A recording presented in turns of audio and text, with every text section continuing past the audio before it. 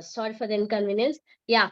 Uh, the general public are not aware of such scientific evolutions and developments. When we are being a consumers, everybody has to know what is the accurate website to be seen. So it is not isro.dos, it is isro.gov.in. So a popular incident itself has these many of misinformations and fake news. If we see, there are lot of things what evolving around the social media without any proper sources on all. So I request my colleagues and academicians and journalists, whenever you're reporting or putting any information for the general public, be very specific about the sources and check the information through the founders. So this is a emerging thing.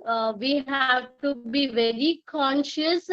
Being an Indians, we have to be more conscious to report or inform anything about the ISRO to the. So thank you so much for giving such time, and I thank ISRO also for making India proud by India has become the first to be at the South Pole of the North. Thank you. Thank you, Yaramala Olivia, for this wonderful presentation. I now would request the audience, if you have any questions or any kind of information to be discussed with the participant, you may please go forward with it.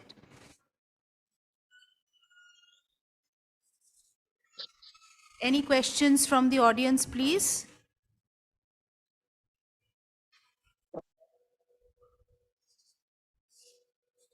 No? Okay. So I would just like to learn from you this presentation that you have given, where you have beautifully cited various kinds of data on how misinformation and disinformation has actually plagued the publication of various kinds of news that we get across various media. I would like to learn from you that you have very nicely portrayed various facts where news related to Chandrayaan-3 and its landing on the moon has been wrongly reported. My question to you Yes, is, ma'am. apart from having its impact on the community of scientists who were behind the mission, and also among spreading the awareness among the masses, misinformation actually has its impact on the masses. So you have suggested that by trying to publish information collected from accurate websites, that can be one of the ways in which we can try to arrest misinformation or disinformation. Apart from choosing the correct websites, do you think that there is any other role that young students who are about to be journalists or in the process of getting into a journalism career, is there any other way in which they need to learn or excel in order to ensure that misinformation of any kind is not spread further? Ma'am, we can do by reverse search, ma'am. Reverse search. If we do reverse search, we'll be knowing how many times this picture was fabricated and all, whether it is animated, because there are a lot of things speaks on the screen, like my background, the weather, the time, and all. So this can be also helpful. So when it's coming to we know how the scientists, being a research scholar, PhD scholar, we ourselves spare most time with the research. If it is for the scientist evolution, so we can know how their life will be day and night in the institution only, right, ma'am? So in that case, if after this successful thing, if we came to know that the Indian government is not paying them the salary, how much will be back of the Indian government, anti to the Indian government, ma'am. So I was searching that and I came to Nambi Narayan's interview. We all know what is Nambi Narayan's case, and because of false things, India is back off for scientific evaluations. In one of the interview, he was telling that being an ISRO member and a retired person, and I myself receiving my pension on 27th of every month. So when I heard, I want to add that also. If the pensioner himself is getting money on time, because the salary is a basic motivation factor for everybody, no ma'am, to have bread and all. So maybe one line of thought to the young budding students of journalism and mass communication, that research before publishing any kind of news is very, very important. And From this many research, sources, ma'am. We yes, have to rely on many sources. yes. Thank you, madam, for this wonderful presentation. Thank you. I thank the Nivedita University, especially Department of Journalism and Mass Communication, Basu sir, for dealing very empathy in giving us a chance to present. But I was missing to be physical there presenting. But thank you so much. After COVID has evolved as a going hybrid present anywhere else, so being there. Thank you so much, ma'am. Thank you, Miss, who is supporting me technically. Thank you, ma'am. Thank you so much for your time and presentation. We will go further into the second person, that is Dr. R. Venkatesh Aravind. Sir, are you with us? If you can unmute yourself and say yes.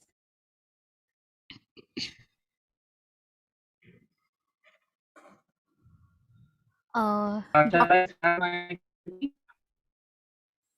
Sir, can you repeat once again? Can I share my PPT? I mean, I have the PPT mine with me. So shall I share the PPT? Sorry, sir, your voice is breaking. We are unable to clearly hear you. Shall I share my PPT?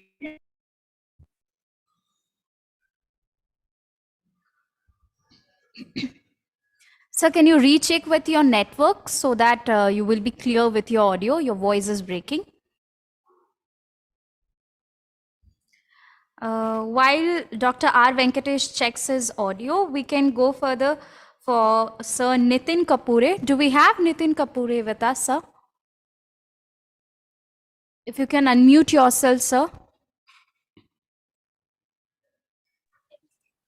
Yes, I am online, but I have some issues. Can you give me just 5 minutes, 5 or 6 minutes? Because I have lots of noise here. So I have some disturbance in network. So can you give me 5 minutes? Okay. We will go further into the next speaker. Do we have among us Ma'am Nivedita from Utkal University?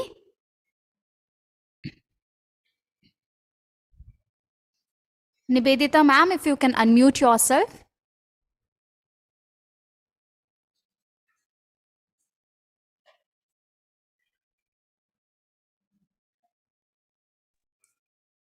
Ma'am Nivedita, if you can hear us, kindly unmute yourself.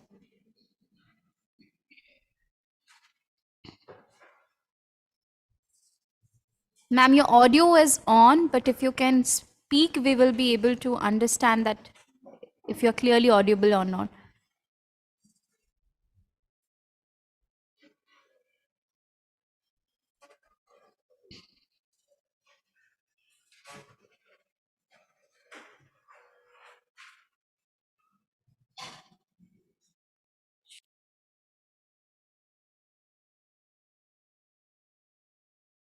Ma'am, we are unable to Hello, hear ma'am. you. Am I audible?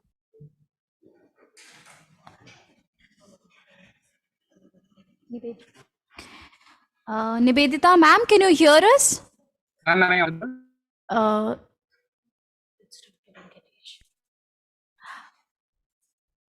okay, I guess there is some technical issue with Nivedita, ma'am. So, Dr. Venkatesh, sir, are you audible? Are we audible? Can you Yes, hear ma'am. us? Yeah. Okay. So, Dr. Venkatesh Aravind, sir, Share my we PPT. welcome you. Yeah. This time is yours, sir. Yeah. Fine. I'm just sharing my screen. Just for a reminder to all the participants that for the paper presentation, it is 15 minutes, 10 minutes of paper presentation and 5 minutes of question answer time.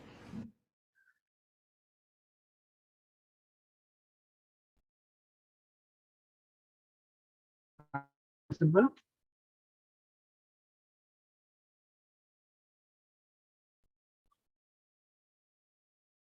Ma'am, is my screen visible? I mean the PPT. Not yet.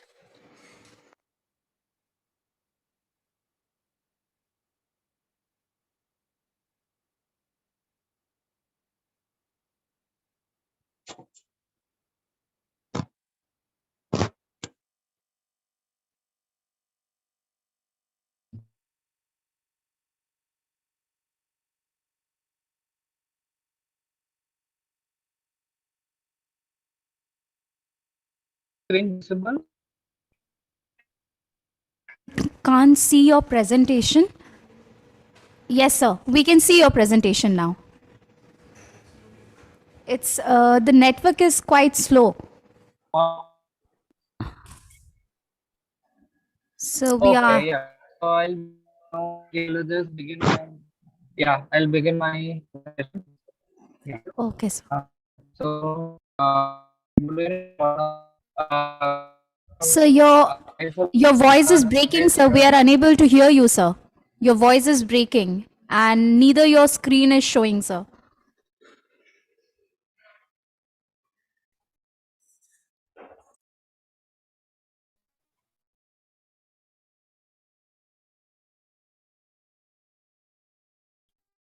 right now, ma'am.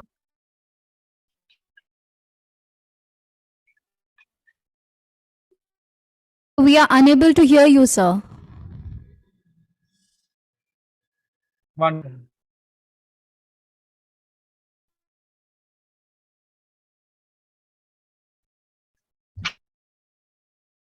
Now screen is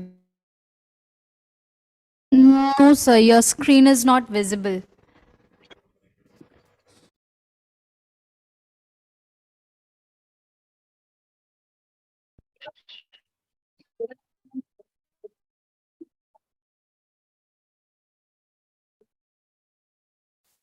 Okay, while Dr. Venkatesh is preparing his presentation, I'll request if any of the participant who is ready with their presentation, please unmute yourself and say yes or no.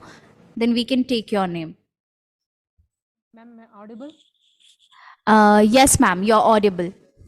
This is Dr. S. Sridevi. So shall I present? Sure, ma'am. Go ahead, ma'am. Okay, thank you. Ma'am, my screen is visible? Yes, your screen is visible, ma'am. Okay. Okay, very good morning to everyone present here. Myself, Sridevi, I'm working as an assistant professor, the Department of Visual Communication, Wales University, Chennai. My research is about media and gender, understanding the challenges and aspirations of women journalists in Tamil media. So this is my topic. Introduction. The media industry is one of the most important and revenue generating sectors. So in this field, women and men strive to make a mark to let the society know about the true happenings around the world. So I have also taken some literatures to support my content. So Snehal Sachdev mentioned that even the women encompasses 50% of the population in India, but the representation is not even equal in the journalism industry. I have focused in the journalism area. My research is about that. And as per the report of 2015, men and women had an equal representation during the pre-COVID era with 60% of the television reporters and 43 in the print reporters. Madam, Yeah. could you please change the slides because we can't see any. I have changed, slide. ma'am. I have changed. Okay. I'm in second slide, introduction part. I have changed here. Is it not visible? No.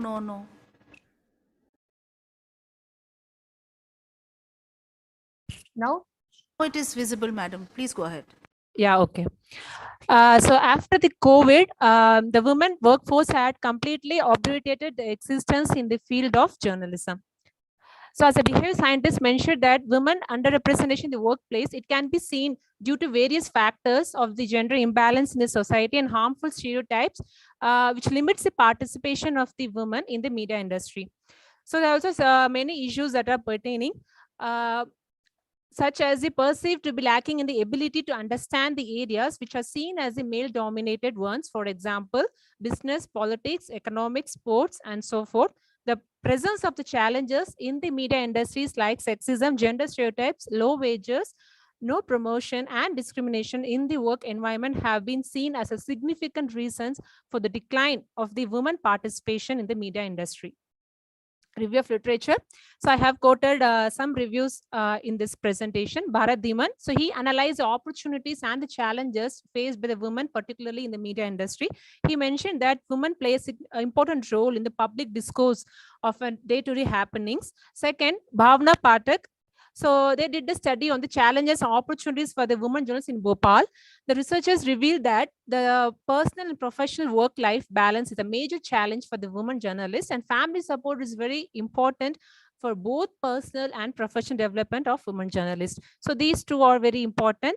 And according to a global report, status of women in the media by International Women's Media Foundation, so they reported that the glass ceiling for the European women journalists is at a higher level, where the representation is a limited number of in the senior most positions. So this is a poor level of participation in the top level management, and it can be related to the governance level of the media organizations.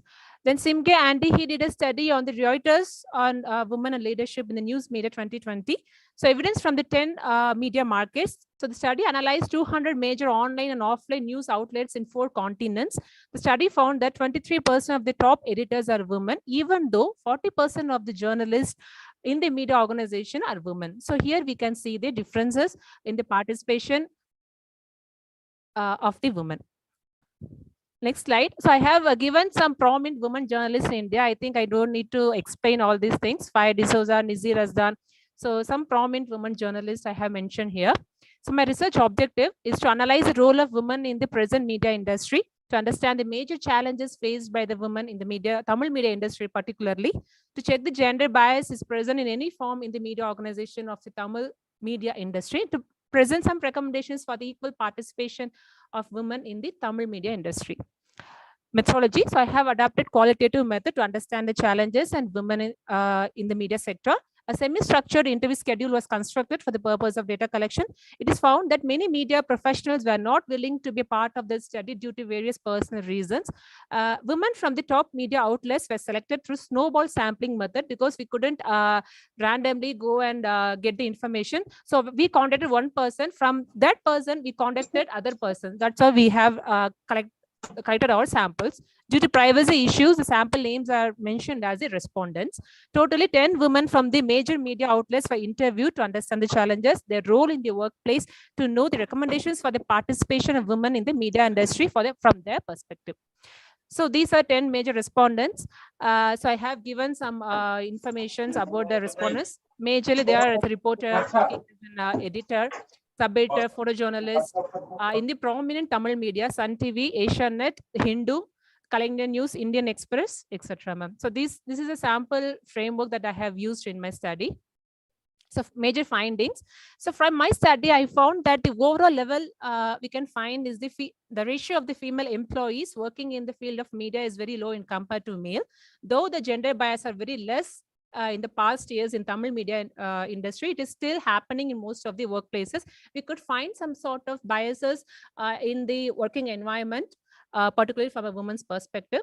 And when it comes to the outside work, in most organizations, women were not allowed to work even though they are interested, like to get news from the outsourcers.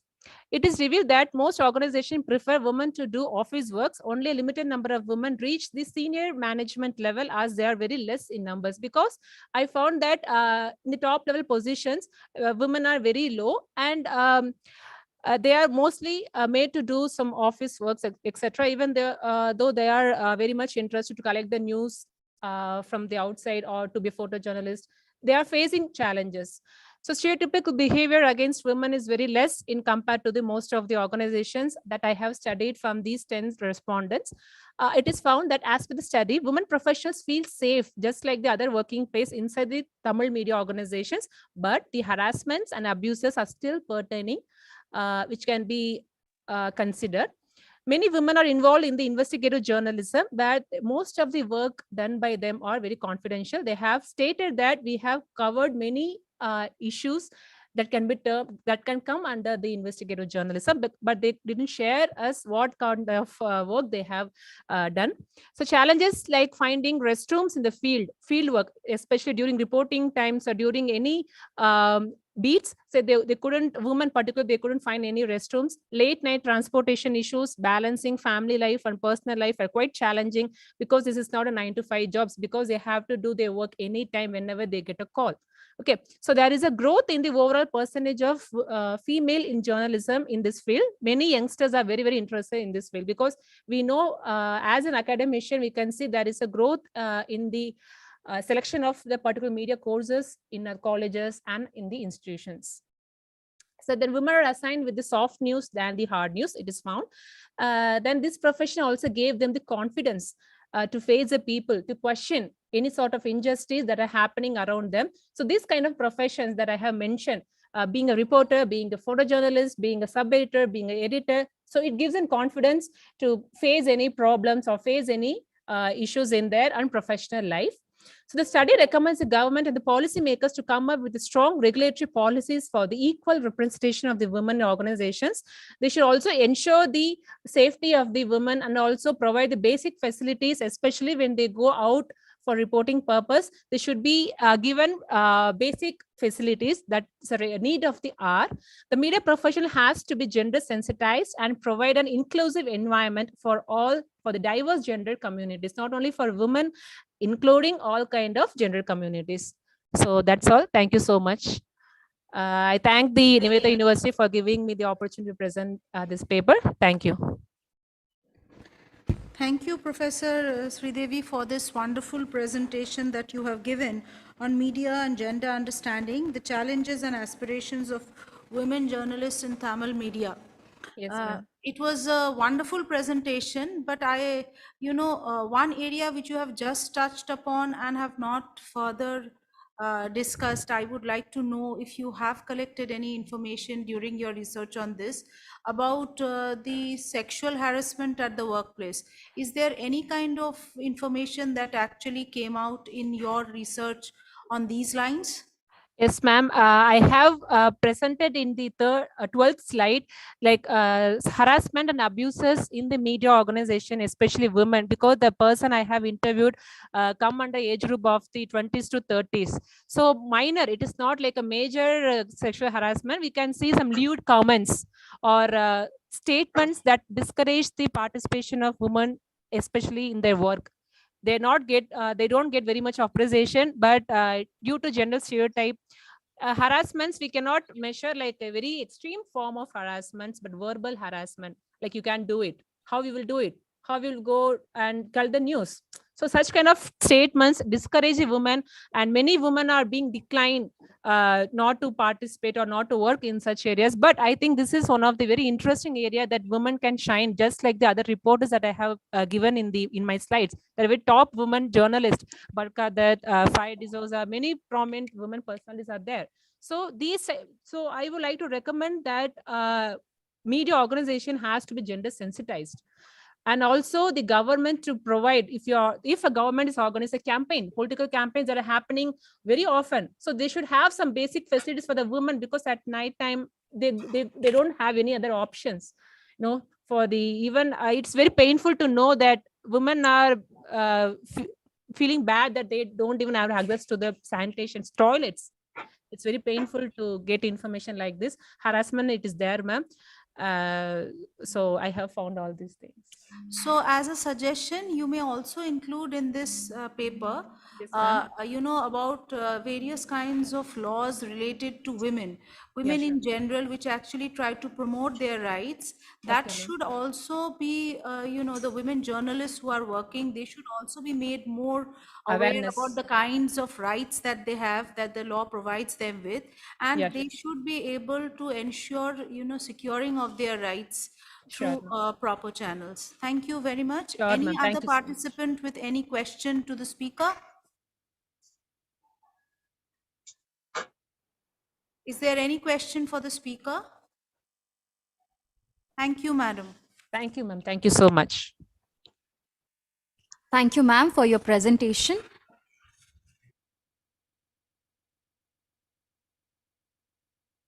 Ma'am, can you stop sharing your screen? So, Yeah, yes, ma'am. okay. Okay, thank you so much. I would like to call upon Nafisa Khan Lodi, ma'am. If you are with us, if you can unmute yourself. Nafisa Khan Lodi. Okay. We don't have her right now. So, is there anyone from the participants who is ready with their presentation? If they can unmute themselves and say yes.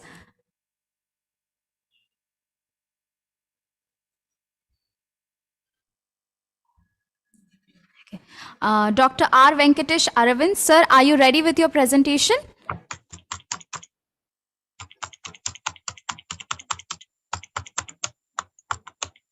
Ma'am, if you can unmute yourself, ma'am Nivedita, if you can mute yourself, ma'am.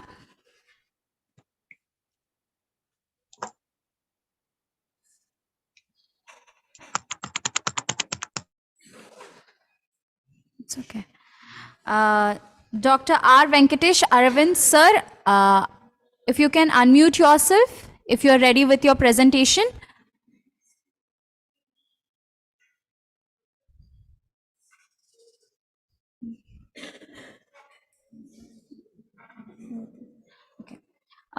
Sir Nitin Kapure, sir, if you are here, if you can unmute yourself.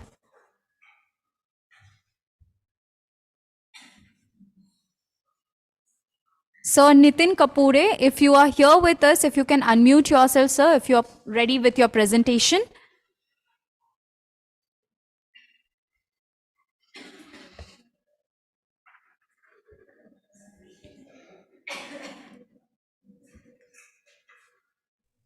Hello. Yes, sir. You are audible, sir. Okay. Ma'am Hello. Nivedita, if you can mute yourself, ma'am. Yes, Hello. sir. Nitin, sir, you are audible, sir. Okay. Just a minute. I have some issue in still have facing some. Can you hear me? Yes, Ma'am? sir. We can hear you, sir. Okay. Okay. Just a minute. I'm sharing my PPT. Okay, sir.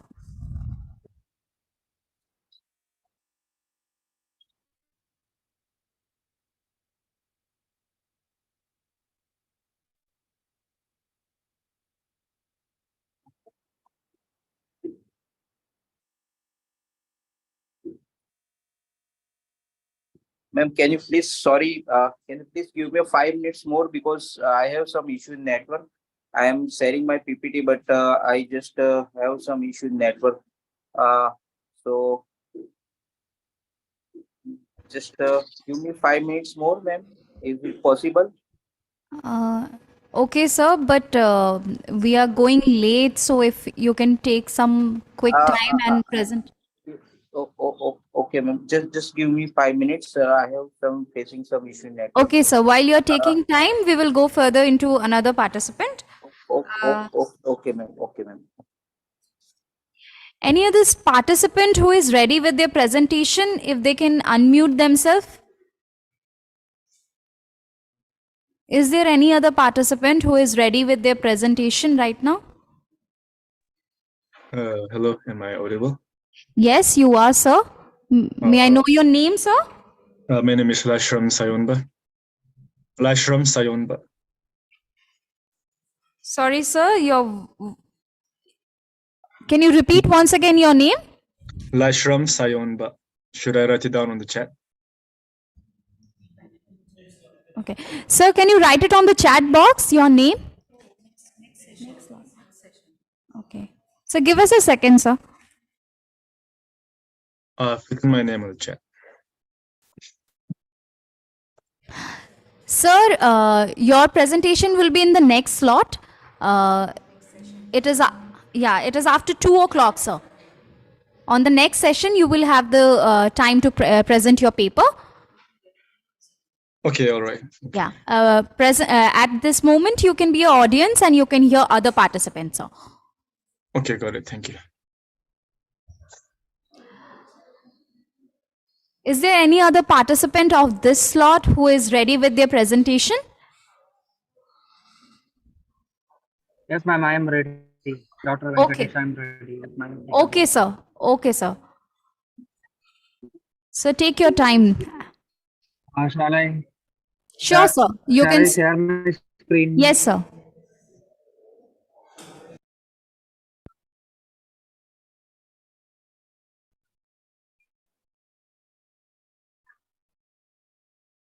Hope my screen is visible. Sir, it is about to be visible. It is yet not visible. Yes, sir. Now it's visible. Okay. Yeah, okay. So sorry for the. I am Dr. Venkatesh Aravind. My paper is on usage and preference of government safety apps. It is a specific study on one particular application called Kavalar Virudu. Sir, can you go a bit So slow? We are unable to understand your voice. Can you go a little bit slow? yeah, Okay. Thank you, sir. yes, yeah. So Please myself, I continue. am Dr. presenting a paper today on usage and preference of government and safety apps. And basically,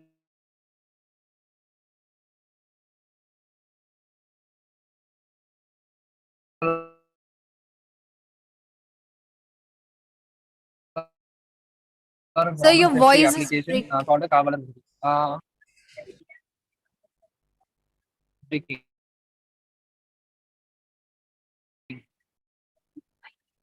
The basically the government applications. It also comes under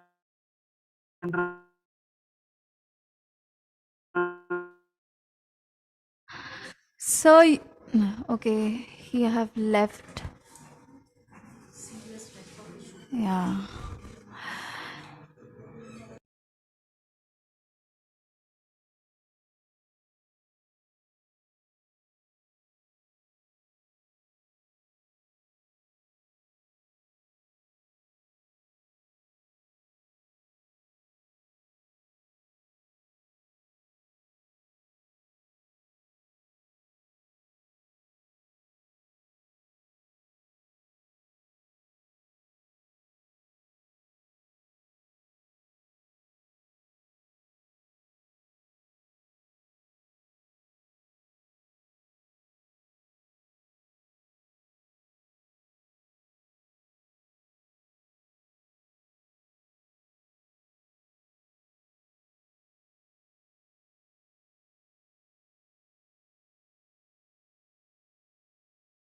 yeah the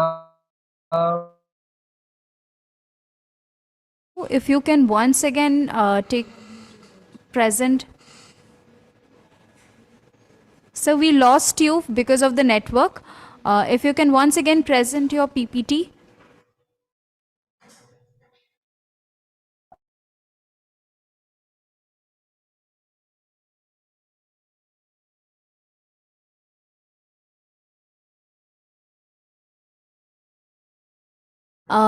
Sir, if you, because of the network issue, if you're unable to present the PPT, that's totally fine. You can just speak about the presentation or the paper that you are going to present. That would also do.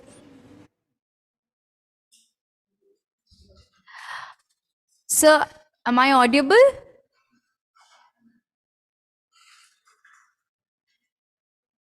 His video is on.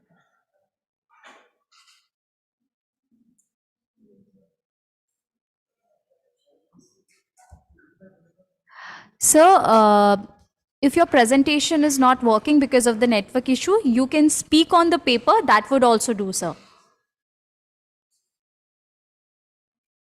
okay, yeah, okay. Yeah. Go ahead. So myself, I'm Dr. Venkatesh Aravind, and our study basically on government applications and especially the safety applications. So the study basically we have focused on, although it speaks about safety applications, the government usually considers that under the very ambit of e-governance application. So a few research scholars, both both Indian as well as national scholars, they consider the e-governance applications as something which is actually very much enhances the services of the people which they want, the goods or services which the people want. And they conclude that accountability, transparency, and enhancing safety and security is very much the need of the application.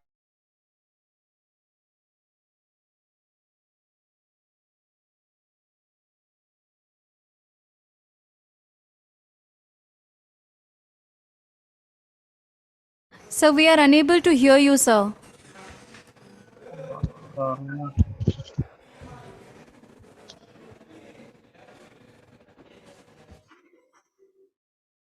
Dr. Venkatesh, can you hear me?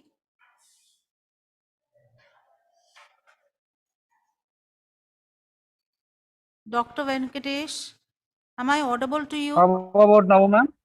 Yes, I would request you, since there is a lot of, issues related to the internet, I would request you to basically point out what are the objectives of your study, what are the findings, and what are your recommendations. If you could highlight these three for us. Yes, ma'am. Yeah, yes. Yes, yes. So basically, our objectives were to look at the reasons as to why respondents prefer to use government safety applications. And the second objective of our study was to find out the difficulties, if any, which was faced by the respondents in using the applications. So we took a questionnaire. We took a questionnaire. Mm,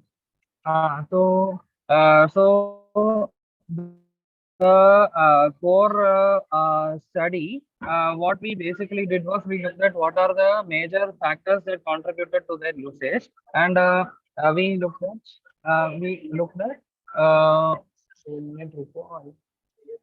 so we basically looked at whether there is, a significant, relationship between, let's say, the educational factor, the gender, and the what are the major issues that are present. So when we looked at the significant factors as to why respondents are using this application, was that this application mandates only one-time usage of getting OTP in your respective mobile phone, and you don't need internet most of the time. But you don't have to re-register for the application every time when you want to log into the app. So basically, what it does is, in the sense of emergency, you are not in a situation to make a call to the police or any personnel. So you have an emergency or an SOS button, and it will alert the nearest police control room, and they will send a team. Now, speaking about the issues that they users encounter, the biggest issue which they encounter is this application is having wide patronage in urban areas, but when it comes to rural areas, it also mandates after a point of time significant usage of internet. And internet is not penetration is not so high, especially in rural areas.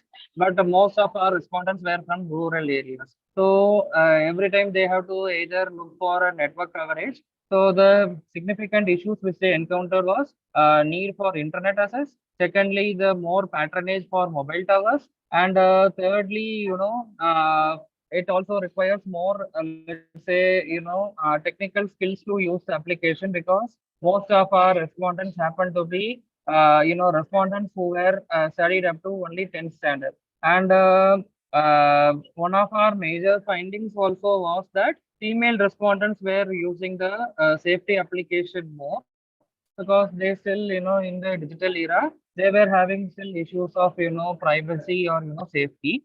And, with things that were happening, they were patronizing and they were using this application more. So our recommendation was that the more patronage of mobile towers are needed. Secondly, more penetration with the digital space is needed because not everybody is tech savvy. And if they are able to sort out these two issues, then the significant relationship or breaking of the stereotype that the police is not always friendly would break. Because if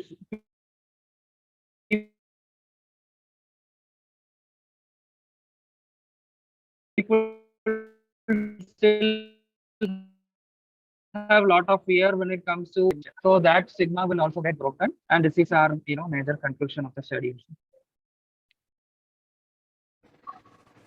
Thank you, Dr. Venkatesh Arvind, for Yes, ma'am. your presentation. You have pointed out Yes, ma'am. that to what extent the government safety apps are relevant and they enhance the services provided, and to what extent transparency and security issues are related to the usage of these government apps. And you Yes, have ma'am. also, through your research, tried to point out that women prefer using the government safety apps more than the other genders.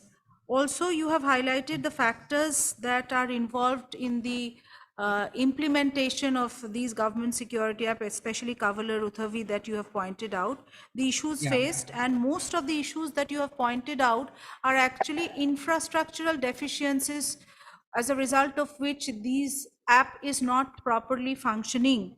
And you have suggested as measures for better improvement of the infrastructural facilities, as also more penetration of the app to the masses so that they understand the usage of these safety apps and make more major use of them.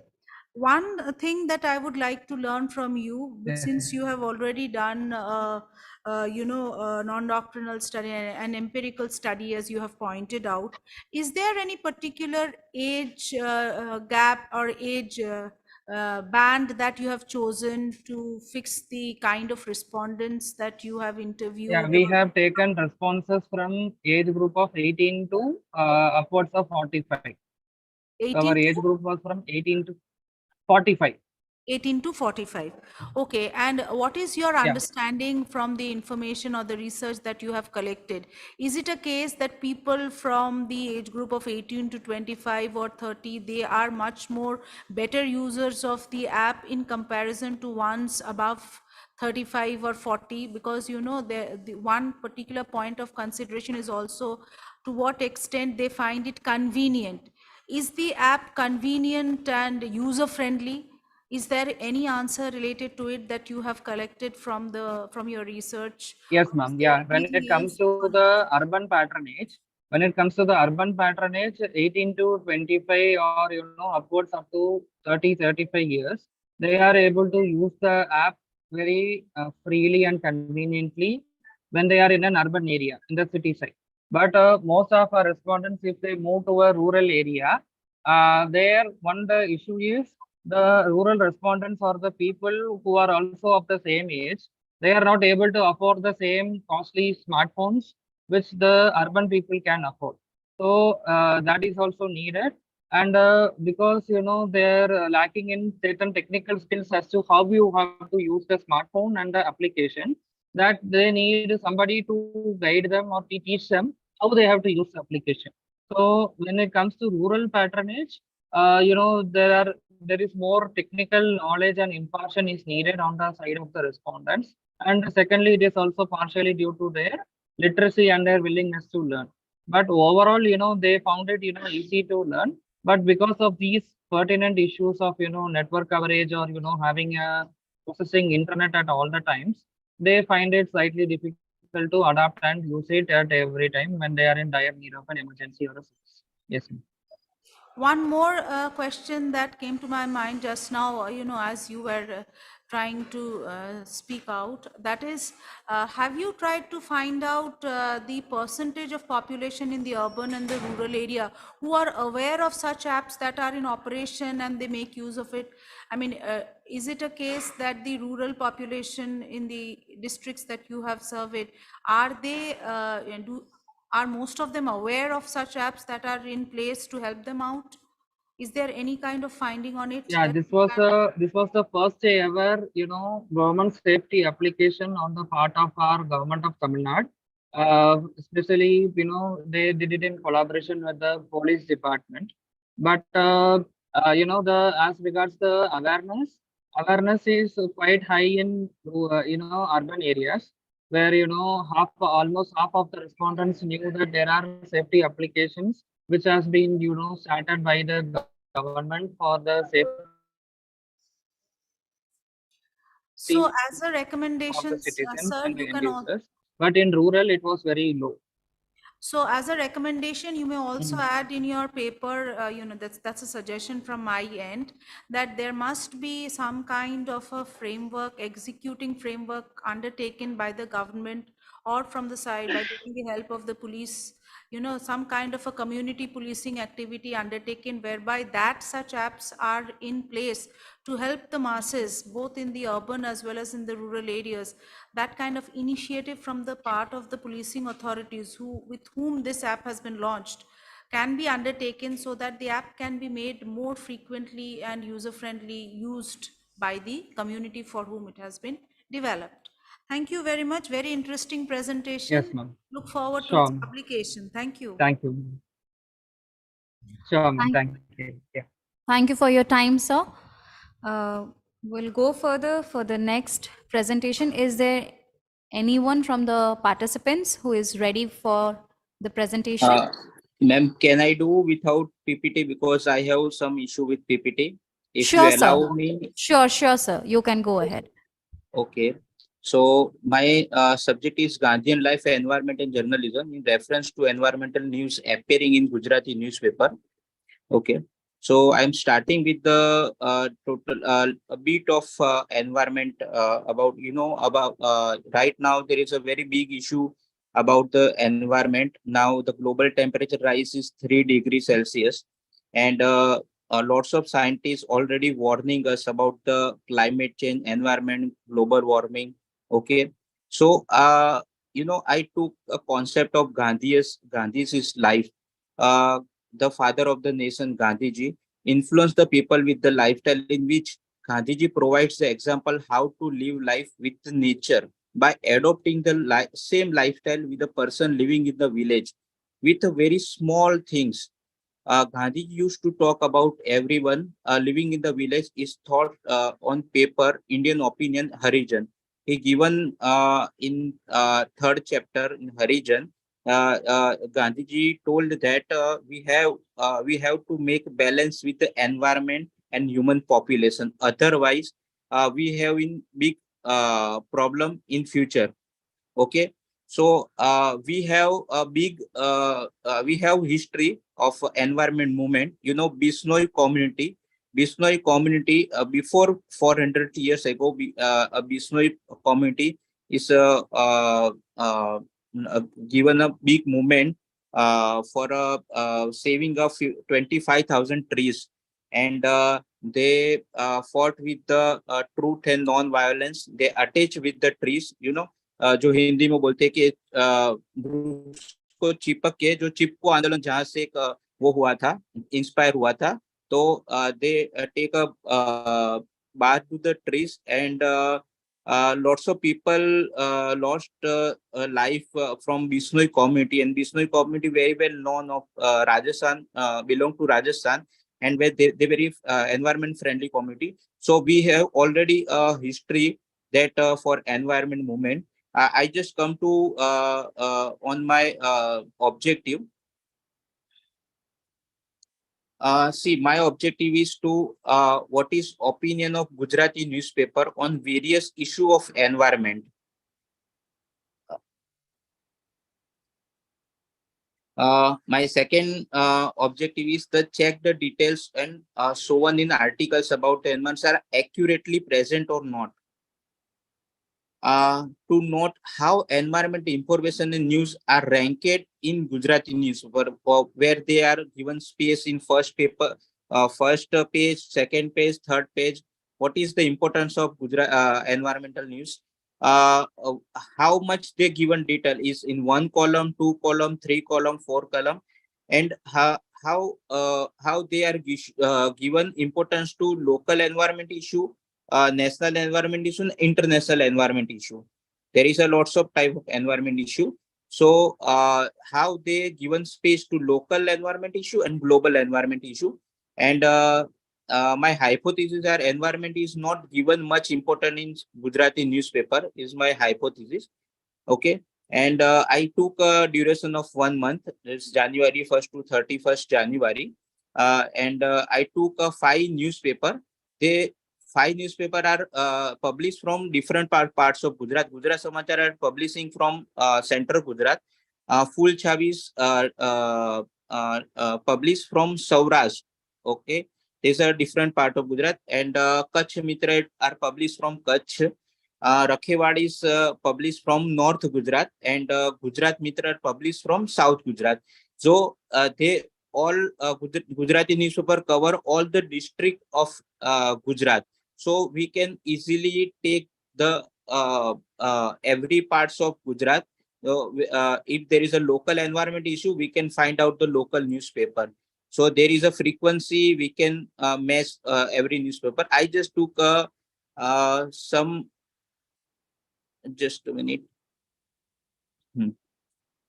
This is I took some part like news. There is a 6 or 7 type of news generally I seen in Gujarati newspaper. First news is about to polluted. If in the world there is a 15 city of India are most polluted city in the world. Okay. If there is a temperature rise in Ahmedabad, so they put a small brief of column. Okay. So we can see there is a lots of news about the pollution and temperature rise. Mostly news about there is a they are not giving the detailed news about the pollution, why pollution is and they are not given like a pollution up from 2.5 p.m. But what is p.m.? Normal public doesn't know about the p.m. particular matter. So they don't given a detail about the what type of pollution is there, why the pollution is going upside this time and why going downside this time. So they are not given a detailed news. And there is a current environment and surrounding life condition. They are given a small news like there is a very big fire in Amazon rainforest. About 3 or 4 months the fire is going on. But in Gujarati newspaper, I just seen some small story or some photo story about this. Say millions of hectares are forest are burned, but they are not given importance to this biggest event, biggest disaster of environment event. Okay. So this is I read some editors news, but there is a very less detail in like I write the I read this column about the migration of people due to climate change, but they are not given data how many people are migrate. Okay, there is a migration due to climate change, but they have to show on some data, show on some fact, how many people in India, how many people. So there is a no detail in environment story. Generally, I just find a first page information and main headline information about environment. When there is a biggest disaster in Uttarakhand, there is a very big disaster or flood in some Gujarat city. So there is a one big page main headline news we can see, but there is a no given detail about why this flood is happened and why this problem is happened in this city. So they are not given a proper data, proper information. They are not even taken some scientist or environmentalist interview on this. They are just given a very basic data which we can find everywhere. Okay, so I just took a word, just a minute. Word, the main things in essence, complete content and size of space and time. So I took these things, and my finding is mostly there is a very big the research. Ma'am, can you hear me? Please carry on. Oh, okay. Okay. So there is a I just seen and I just observed one pattern that there is a only pollution related news, rain related news, weather forecast. There is a temperature rise in the city. There is a I observed this simple news on climate change. There is a not any report like IPCC report, UN United Nations Development Program report. There is a very big agency publish the report about climate change and other environment issue, but they are not publishing this report with detail. They just given one or two lines. So I just found that there is a very less environment like in my all 1 month newspaper there is only uh, total news is only 52 news is total news. Okay, out of that, only 6 is related to pollution, 6 is related to natural disaster, and 10 is related to temperature rising, and two news about the flood related news. So very less news are seen in Gujarati newspaper about current environment situation and serious environment situation. Yes, ma'am. Any recommendations that you have tried to provide through your research? Ma'am, actually, I seen lots of. See, in Gujarat, we can say the column is written by normal journalists, those who are not expert in environment. In if you find out the Hindu or the Indian Express, they are the column environment column written by the some environment activist or environment engineer or those who are working lots of since 10 years or since 8 years about environment. Those who are writing a detailed column. But in Gujarat, a normal journalist who is doing crime news, they are also doing environment news. So that's the issue. So we have a specific person in local newspaper that is expert in environment. Then we will do a good content. We will give good content to people. Thank you, sir, for your presentation. You have rightly pointed out that Gandhiji's life is one of the biggest examples of sustainable living. If we read the various anecdotes associated with his life, we truly understand that in all his ways of living, he has actually tried to uphold the concept of sustainable development, that we should not be polluting this environment only for our selfish ends, but also ensure its preservation for the future generations to come. The time frame that you have taken for your research is 1 month, and I find the kind of work that you have undertaken is very interesting, and I would request you to kindly enhance the period maybe for a year or so to understand what exactly is the scenario of reporting of environmental news in Gujarati newspapers. The various points that you have tried to point out is one, there are particular kinds of pollutions that get highlighted, of course. After hearing what you have said, water pollution seems to be one of the most important areas of concern, because Yes, as United Nations rightly points out, that by 2030 we are reaching a stage where the fight will be for water, and our yes, ma'am. sustenance depends on it to the largest possible extent. Also, you have pointed out that local issues are not prominently covered, and also the kind of international uh, dialogues and deliberations and agreements that are signed pertaining to the environment, they are being reported in the very inconspicuous manner with no scientific coverage. Size of space allotted to the environmental reporting is very poor, very little, and also the people who are involved in this reporting are not very much acquainted with environmental issues. Hence, the nature of the reporting that you find or that your research has pointed out is Yes, not ma'am. something which is fulfilling and which can actually perform the role that the media is supposed to undertake. The objective of the media involved is to create an awareness among the masses so that we become conscious and ensure that we can promote sustainable development. Yes, Very ma'am. good article indeed, but I would really request you to undertake this research in a much more broader manner, taking a Sure, larger ma'am. time span so that the kind of issues that you are pointing out can actually get published in a well researched journal for not only the people associated in the field of media to be more proactive in environmental reporting, but also for the masses to gain more consciousness about the environment. Thank you very much. Thank you, ma'am. I'm doing same subject. I'm doing my PhD in same subject, and I took my duration is 1 year. Thank you, ma'am.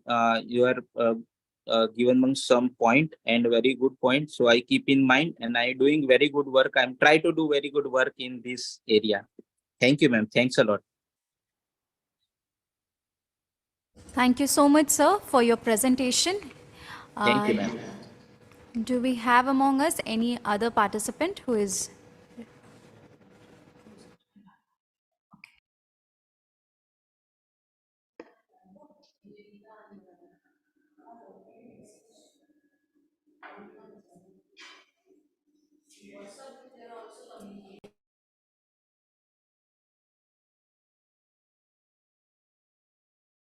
Nivedita Das, and the other is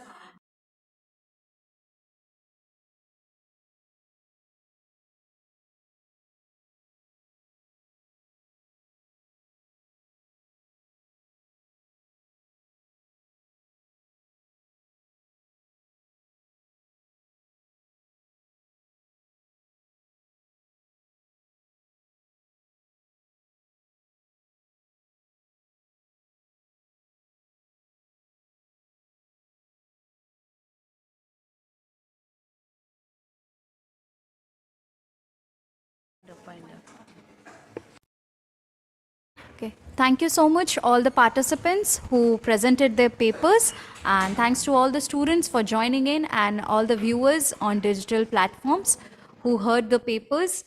And we will wind up for now. And for the second session, we will come by 2 o'clock, and we will hear from other participants who are going to present their papers. I take this last opportunity to thank the Department of Mass Communication and Journalism for roping me into this national conclave that you have organized for the second time on media, culture and society, the interrelation and evolution. It's indeed a very great initiative from the department, and I wish the department success in it. Thank you.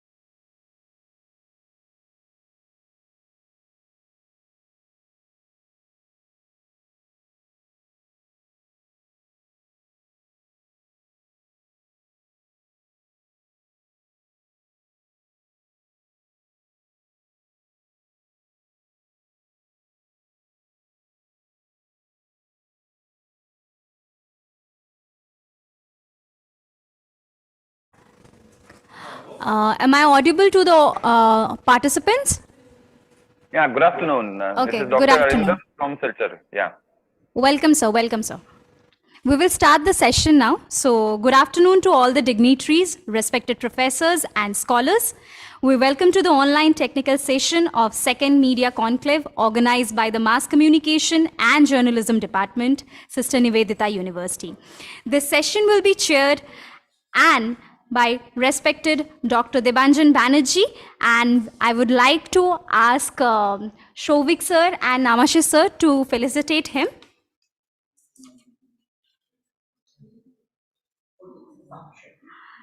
Sir Debanjan Banerjee is an author, speaker, media educator, political analyst, and television debater. He is the head examiner and BOS member, Media Macaut visiting professor, SRFTI, Ministry of INB, Government of India. He has 26 years experience in the media industry and academics altogether. We welcome you, sir.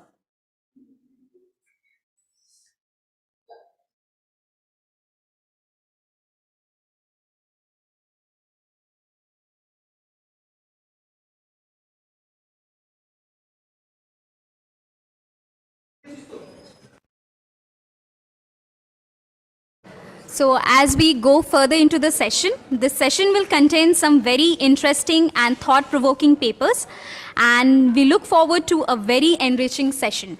I would like to share the names and names of the participants who are going to present the paper. First is Dr. C.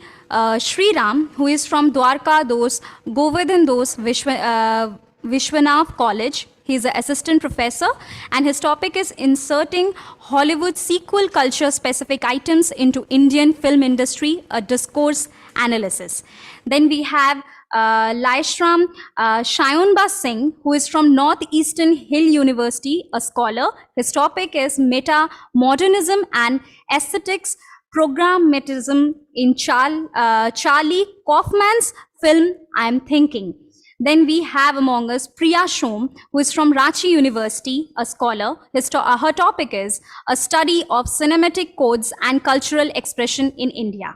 And also we have Shashwati Panna, who is from Chitkara University, scholar. Her topic is titled Changing Content and Realism on OTT, Transgender Representation in Web Series, Made in Heaven and Tali. And then we have among us Dr. Arindam Gupta from the Assam Tribune, independent academician. His topic is Personalization of Politics on Social Media, a study of Indian Prime Minister Narendra Modi's Twitter communication. So at first, I would like to call upon Dr. C. Sriram, if he is among us, sir.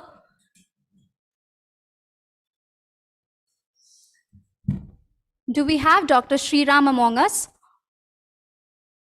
No, okay. Is there Shashwati Panna, ma'am, among us right now? Yes. Okay. Shashwati, ma'am, if you can unmute yourself and just, we will, okay. Welcome, Shashwati, ma'am. Are we audible to you, ma'am? Yes, you all are audible.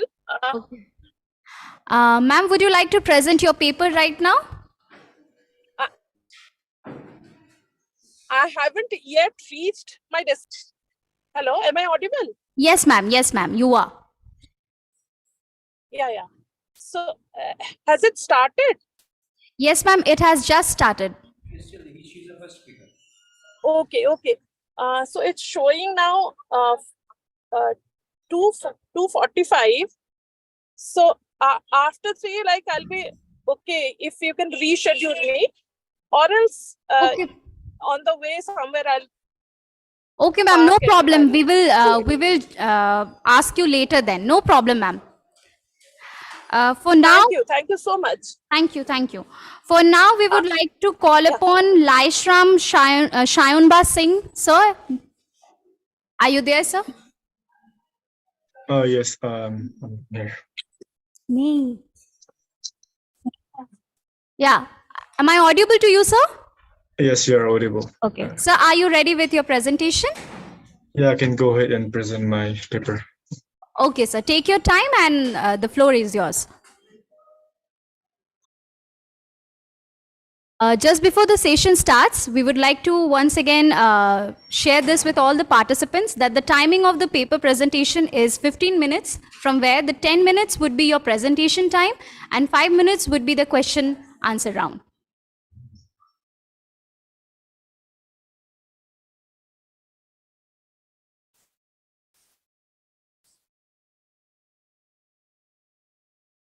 Uh, can everyone see my presentation? My Yes, PowerPoint? sir. We can see your presentation, sir. I'll start with my, okay. First of all, thank you everyone for having me. My name is Lashram Sayonba. I'm from Shillong and from the Northeastern Hill University. So the title of my paper is Metamodernism and Aesthetic Pragmatism in Charlie Kaufman's film, I'm Thinking of Ending Things. So this is going to be a case study of a film. The film is titled I'm Thinking of Ending Things, released in 2019. 2020, I'm sorry. So yeah, the film is directed by Charlie Kaufman. He's a very prominent director in Hollywood. And the film was adapted from a novel of the same name by Ian Reid. So the story follows a young woman as she travels with her boyfriend, and they are on their way to visit his parents, and the story quickly starts to get really complicated, and we are, as a viewer, we are left to figure out the story for ourselves. So the film has won multiple awards for best screenplay, best editing, best edited screenplay, and it has been nominated for several more. Okay, so I put up a picture of Charlie Kaufman, the director, and the author who wrote the book, Leanne Reed. And this in the middle is a picture of the cover of the book itself. Okay, before I move on and with the film, I want to explain the concept of metamodernism. So metamodernism is a philosophical movement which came after postmodernism. So postmodernism was a reaction to modernism, and metamodernism is a reaction to postmodernism itself. So even though the term metamodernism was first introduced in 1975, it is only now that people have taken interest in it, and it is still being developed and then being discussed upon. And it has only become popular in the recent time. So in the postmodernism era, the films or the artistic pieces were characterized by deconstruction, irony, pastiche, and nihilism. And in postmodernism, they did away with the grand narrative that was present in the modernism. But in in the metamodernism, they bring back the elements of grand narrative. So the balance between modernism and metamodernism. So it's like metamodernism takes the best of both modernism and postmodernism, and to create a better understanding of the artifacts that we can explore.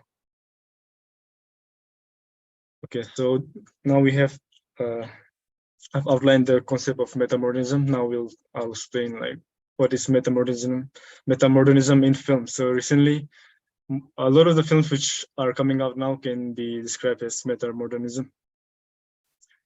So metamodernism films, it combines like aspects of postmodernism and also modernism, while postmodernism films can be very ironic and self-reflective, and it can be very detached from sincere messages. So it does away with the grand narrative. But in metamodernism, they bring back the meta narrative, and then they put a more sincere themes into the films.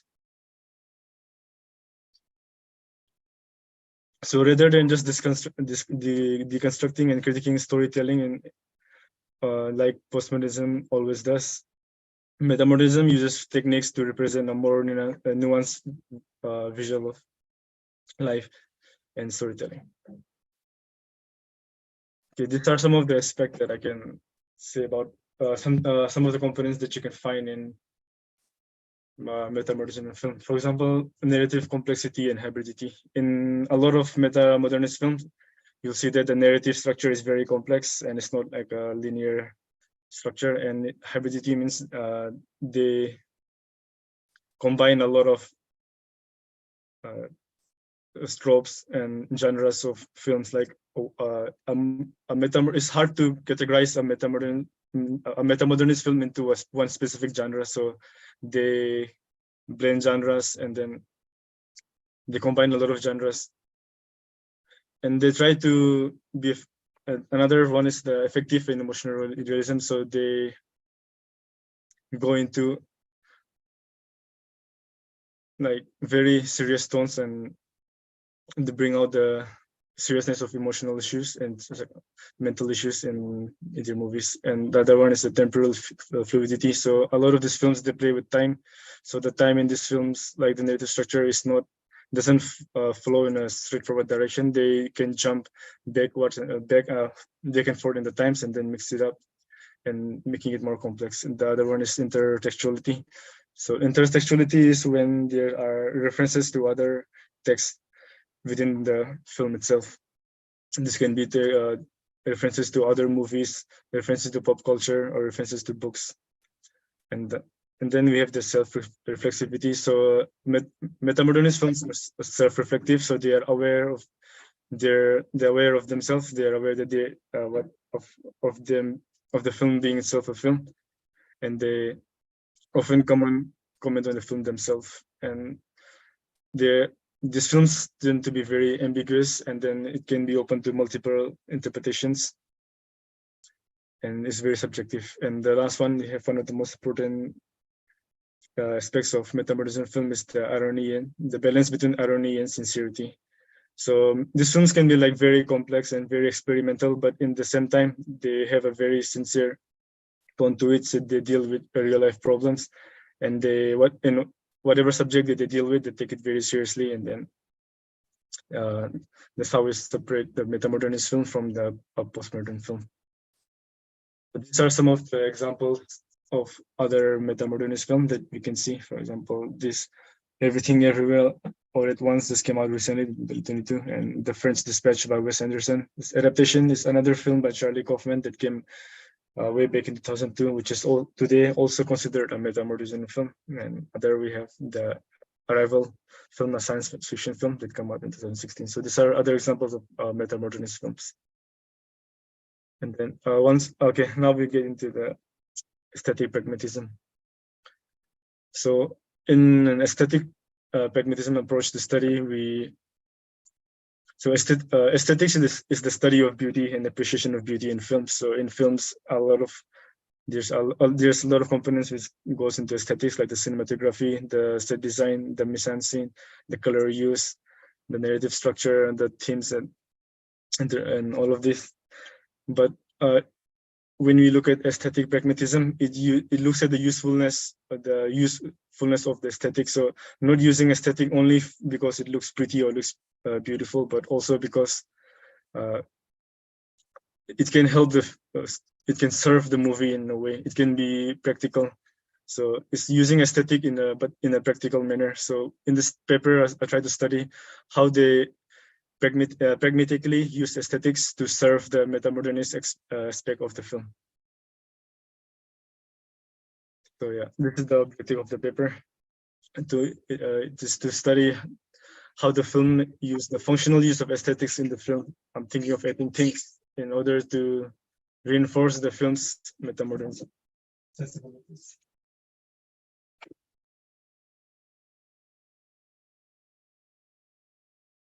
Okay, for the methodology, I've gone with a qualitative approach for the study so that we can have a better understanding of the film.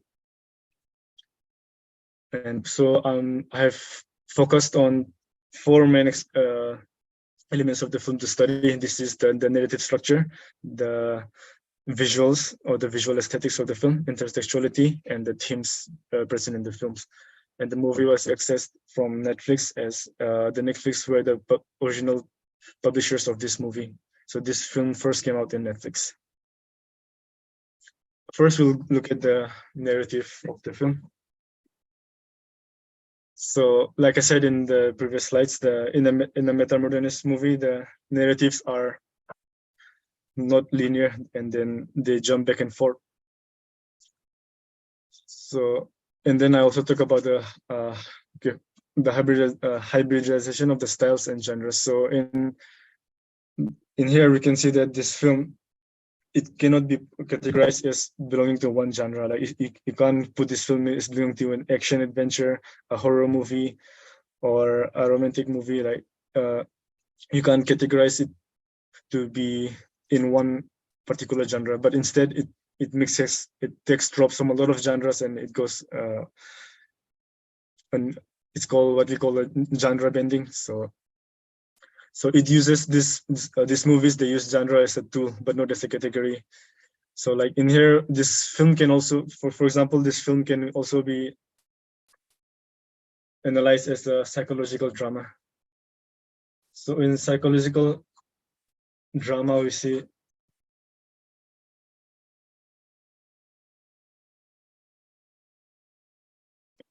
we deal with a lot of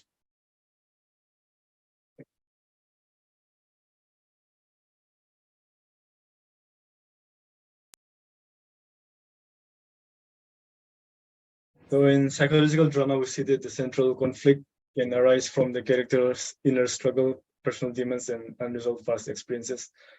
So for example, in here, even if you look at it here, this is a shot after shot, stills taken from a movie. These are the two main characters of the film. The character in here, the guy is named Jack, and the woman is named Lucy. And first, Lucy takes a look at the picture on the wall, and then she sees a picture of herself. And then she takes a second glance, and the second time she looks at it, the picture changes to that of the Jakes. So there's a slight change, though we can't see it here properly. I'll see it sure in the next slide. Oh yeah, you can see that the hair changes in just one frame. So it brings in the concept of psychological drama in the film. And even in here, we can see that as Jake and Lucy are in a car, they travel in the car, and then they're having a conversation. The actors change, the face of Lucy changes completely, and then it throws off the viewers as to what's happening in the car. So again, it goes back to the film as being a psychological drama. And the film also has elements of horror films, like the framings that we can see here, like the closed off door in the basement and the way the camera is positioned here.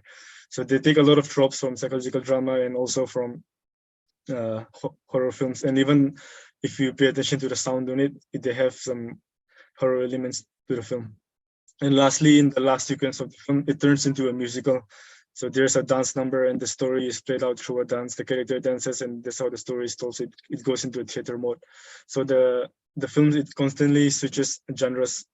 So it doesn't. So it's hard to define this film as belonging to one genre. So there's one way that this film can be considered a meta-modernist film. And another one is the road trip movie that we see a lot in Hollywood films, like Mad Max Fury Road or Road Trip. So this is another genre that we see in Hollywood, where characters, they go in a car ride, and the story plays out. So even in this film, the entire story, it takes place in a car ride, and Jake's parents' house, which they visit.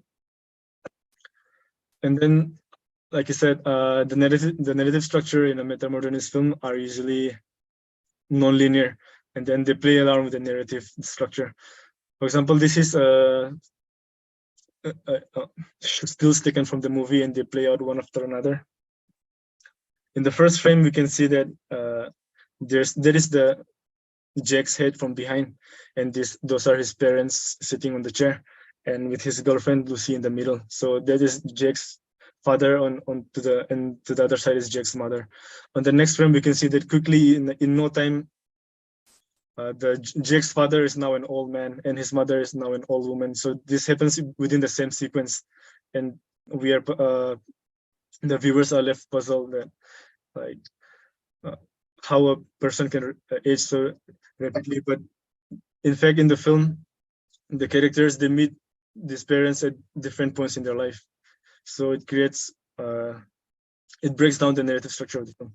Hello, Yes. this is Dr. Banerjee speaking. So I think Lashiram, you're running out of time. Your stipulated time is 10 minutes. Can you please wrap up a little quickly? Okay. Okay. Please. Okay. These are more examples of narrative, breaking down narrative structure. And one of the other aspect of the film is the self-reflexivity. So in this film, the characters comments on herself and she questions her role in the movie. And the other thing that I can talk about is the visual aesthetics of the film. So for example, if you go to the cinematography, I managed to jot down the camera that they use and the lens that they've used for the movie. So they have modified the camera and the lens to better serve the movie. So the filmmaker, the cinematographer of the film said that he wanted to capture the spirit of the Andrei Tarkovsky's film. So these are some of the stills from Tarkovsky's film that he has used. And if you compare them, you can see the similarity in style. So this is another way how I have understood. I have understood. Just tell me what exactly your inference out of this film. Why you have chosen this film of Charlie Kaufman. Charlie Kaufman has made many movies, and there are many movies that are based on metamodernism. Why you have chosen particularly this film? Okay. Why? Through my literature review, I found that this film has yet to be studied. And especially in a book, this is titled The Philosophy of Charlie Kaufman. So the book studies all these movies up to Synecdoche, New York. So this film has not been studied yet in academic discourse. So that's the reason Okay. why. What are the other movies you have seen of Charlie Kaufman apart from this? Adaptation, Anomalisa. Anomalisa you have seen. Okay. What about New York? Have you seen the New York? I have not seen the film, but I know about the film. Yeah, I have. Right. Okay. Last two questions for your wonderful session. It was really a very enriching session. Thank you so much. What do you exactly mean in a very simplest way, in a very simple way, aesthetic pragmatism? If you want to talk about the film, what exactly this aesthetic pragmatism is? Okay, I'll go to the slide that talks about aesthetic pragmatism. So we all, I guess that we all know what aesthetic is. It's the study of beauty, the appreciation of beauty. But then when we say aesthetic pragmatism is the practical use of beauty, like not only using aesthetics for the sake of it, but aesthetics having a functional use of aesthetics. For example, the lens that was used in the film is a Panasonic H lens, and the lens was modified by the filmmaker. The edges of the lens were made less sharper compared to the inner part of the lens. So the outer part of the lens is softer. So this is like an aesthetic choice. So it is also a practical choice, because when you shoot with that lens, the borders of the frame, it becomes blurrier compared to the center of the frame. So it gives it a dreamlike effect. So which adds to the story of the film being like a dream. So that's one example of aesthetic. Great. So the last question for you, can you name one Bollywood movie where you'll be getting this aesthetic pragmatism in a very larger perspective? We're talking about a Hollywood movie about Charlie Kaufman, but there are many Bollywood great movies where this term has been embedded and very much used, aesthetic pragmatism. Eddie, you just mentioned one movie with a small example. Okay. Okay, I'm not very familiar with. No, it can be any Indian movie. I'm not talking Bollywood. It can be any regional movie also. A Bengali, a Tamil, an Assamese, a Punjabi, a Telugu movie, where exactly this aesthetic pragmatism used. I think in a lot of Bollywood in a lot of Bollywood movie, I think the costumes they play a very big role, especially in the musical numbers. Like in many movies we see that, especially in the dance numbers, the costumes play a very big role. For example, if you look at the film Lagan, if I can remember, and when the way that they are dressed, it also serves to it brings out the difference in class between the Britishers and the common folks.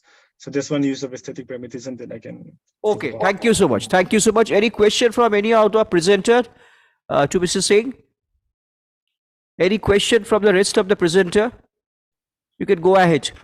2 minutes I can give you for the question from the rest of the researcher in this panel. If not, we have to go for the next presenter.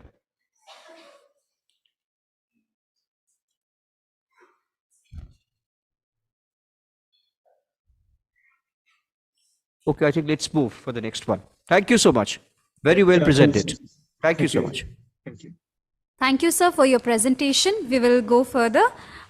We have among us Dr. C. Sriram. Sir, if you can hear us, then you can unmute yourself. Yeah, I can hear. Sir, Can you are hear me? you? Yes, we can hear you, sir. Are you ready with your presentation, sir? Yeah, I'm ready. I'm ready. Okay. Okay. Should I have to share my screen? Wait a second, sir. Laishram, sir, we would request yes, you okay. that if you can stop your screen sharing. Okay. Okay. I didn't share. I'm not sharing my screen. No, sir. I'm telling Video. another Previous speaker. participant. Yeah, previous speaker. I'm saying it. Yeah. Sayanba, sir, if you can stop your screen. Okay. Yeah. Okay, you're trying. Okay, thank you, sir. Sriram, sir, this is your time. The floor is yours. You can present your presentation. So I can share my screen, right? Yes, sir, you yeah. can. Okay.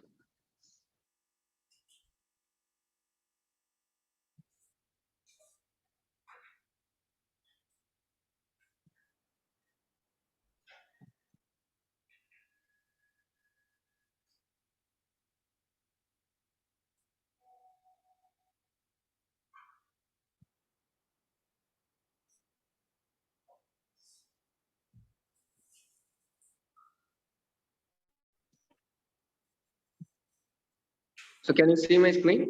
Can you see the slides on screen? No, sir, not not yet. yet. I think I've shared. Here I can see it. It's Maybe, sir, because of the network issue, we are unable to see it yet. okay. I'll try once again. Yes, sir. What else?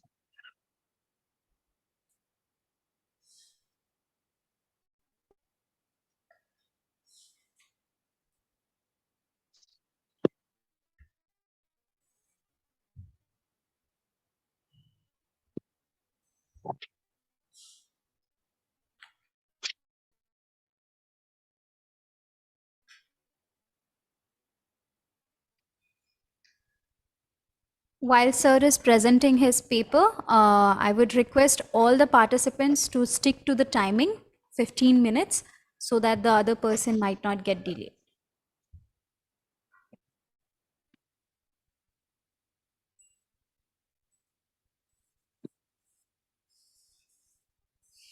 Can you see slides now?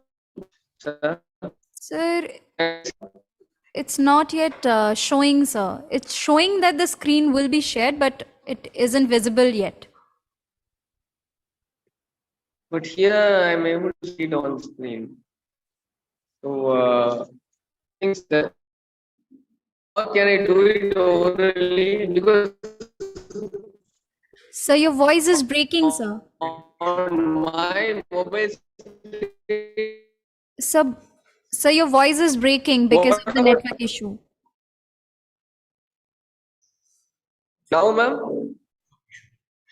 Sir, from your hand, there is some network issue because of which we are unable to see the screen and neither we can hear you properly.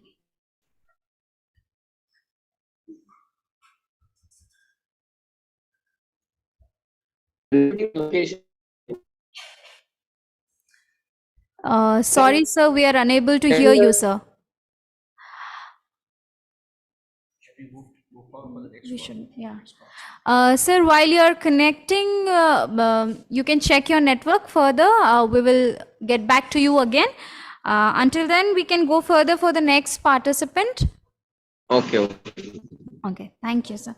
So we have, Yeah, sir, can you stop sharing the screen because the sharing is, yeah.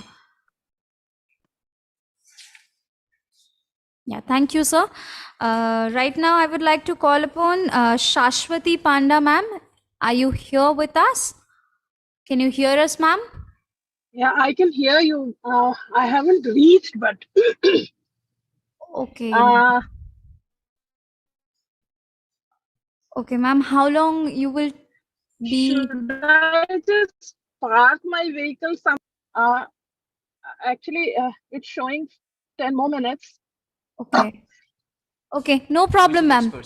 No problem. We will go to the next person. Do we have among us? Do we have among us Dr. Arindam Gupta?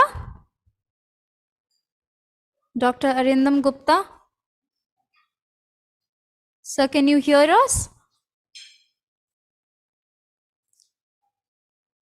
Yes, sir. You need to unmute yourself, sir.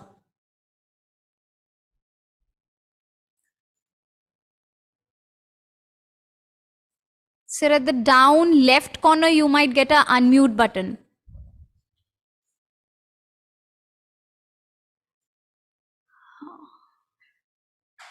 So we are unable to hear you, sir. You are still mute.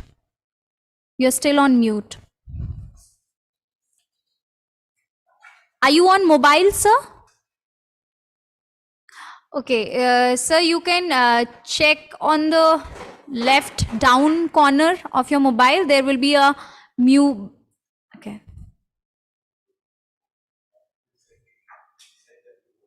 So beside the video, there is an icon for audio. Can you see? At the left corner of your hand, left Yeah, corner. yeah. Now, Yes, can yes. is it audible now? Yes, sir. You are audible, sir. Okay, okay. Good afternoon. Good afternoon, everyone. Good afternoon, respected speaker of the session. Can I start? Yes, you can go ahead. Yes, please go ahead. Okay, okay. So,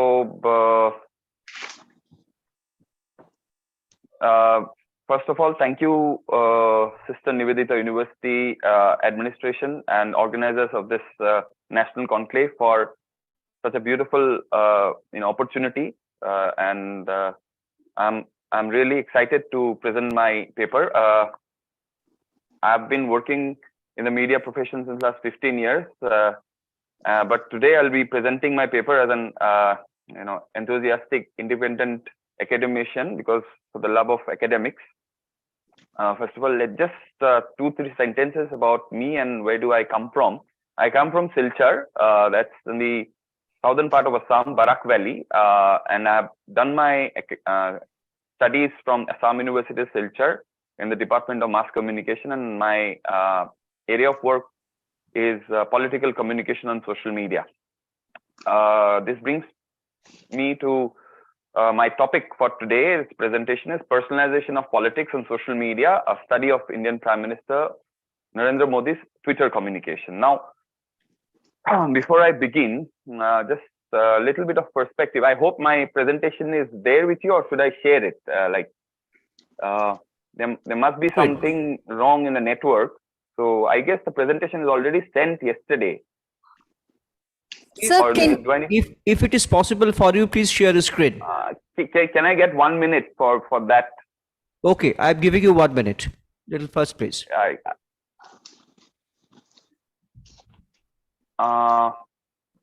Just a second.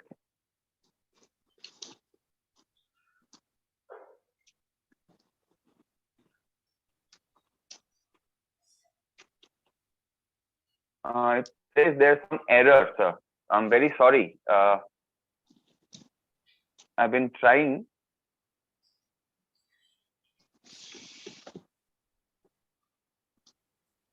Is the presentation live video? Can you share? Right. Dr. Gupta, the problem is we can't share your presentation. No, sir, I have the presentation, but then on my mobile it says there is some. It doesn't support the document, so that has been the worry actually. Laptop is not with you, or desktop, anything? Any other device? Yeah, I'm having my laptop, but that application through which we are connected is not installed. So that way, Sir, you can also open Zoom on your Google account as well. You don't need the software for that or the app installed in your laptop. Okay. That also you can try, sir. You can go and search Zoom on Google, and then you can just copy paste the link and you might log in. Just a second, ma'am. I'm doing this. Sure, sure. Take your time. Yeah.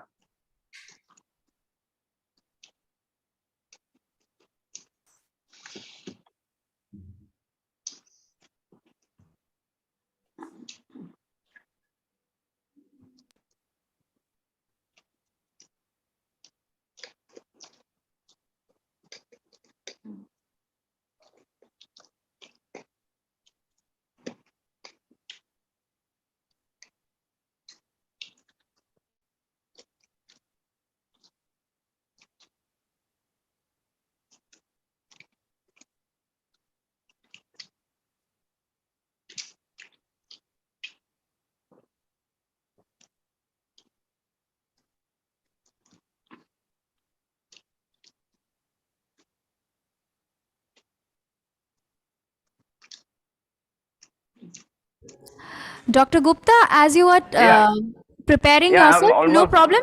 Yeah, okay, take your time. I'm almost done actually. Okay, okay, okay, great. Just I'm signing in. Okay, okay.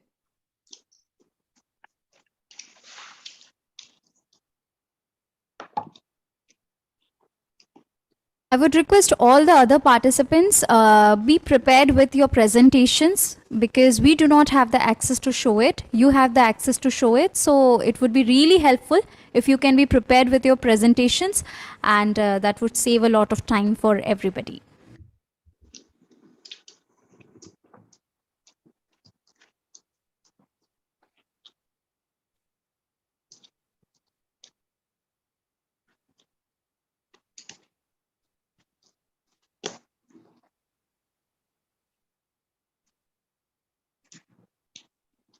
I guess I'm having some problems with the logging in. Let me try once again to share on my mobile.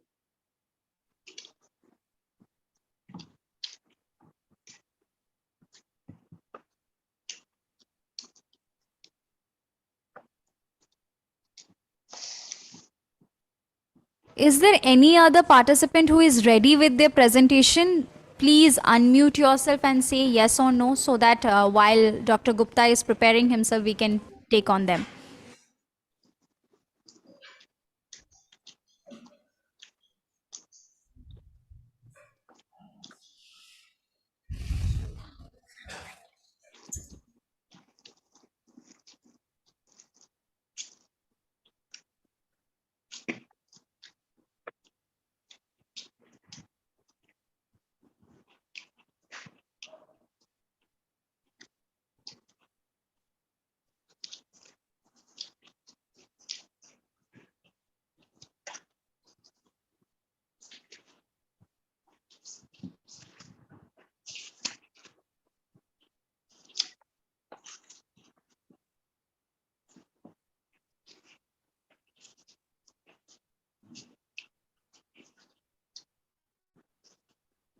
Yeah. Hello, ma'am. Am I audible?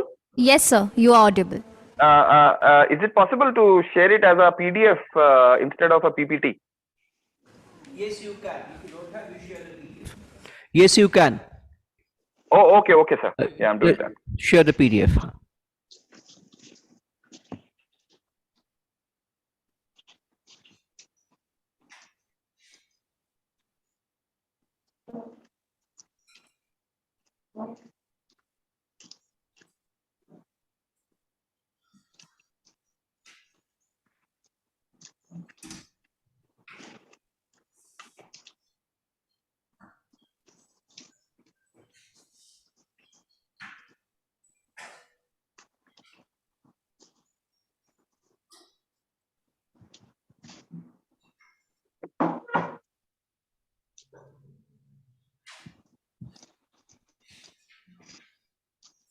Yeah, is it visible now?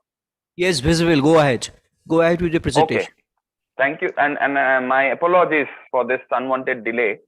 Yeah, so as we understand, political communication, it started back in the 1960s as a subfield of communication, and gradually, first the press, then the electronic media, and then in the modern day times, social media, the rapid proliferation of social media, has given a new dimension to the exercise of political communication. Um, as a subfield of communication, it has become furthermore interesting and a very important exercise in the domain of communication studies. As citizens become an important catalyst in taking forward the studies using technology per se. So, it is more so important because we are talking about new media, and Twitter is very much a part of the new media domain. So, without much ado, let me just highlight on social media as a political communication tool.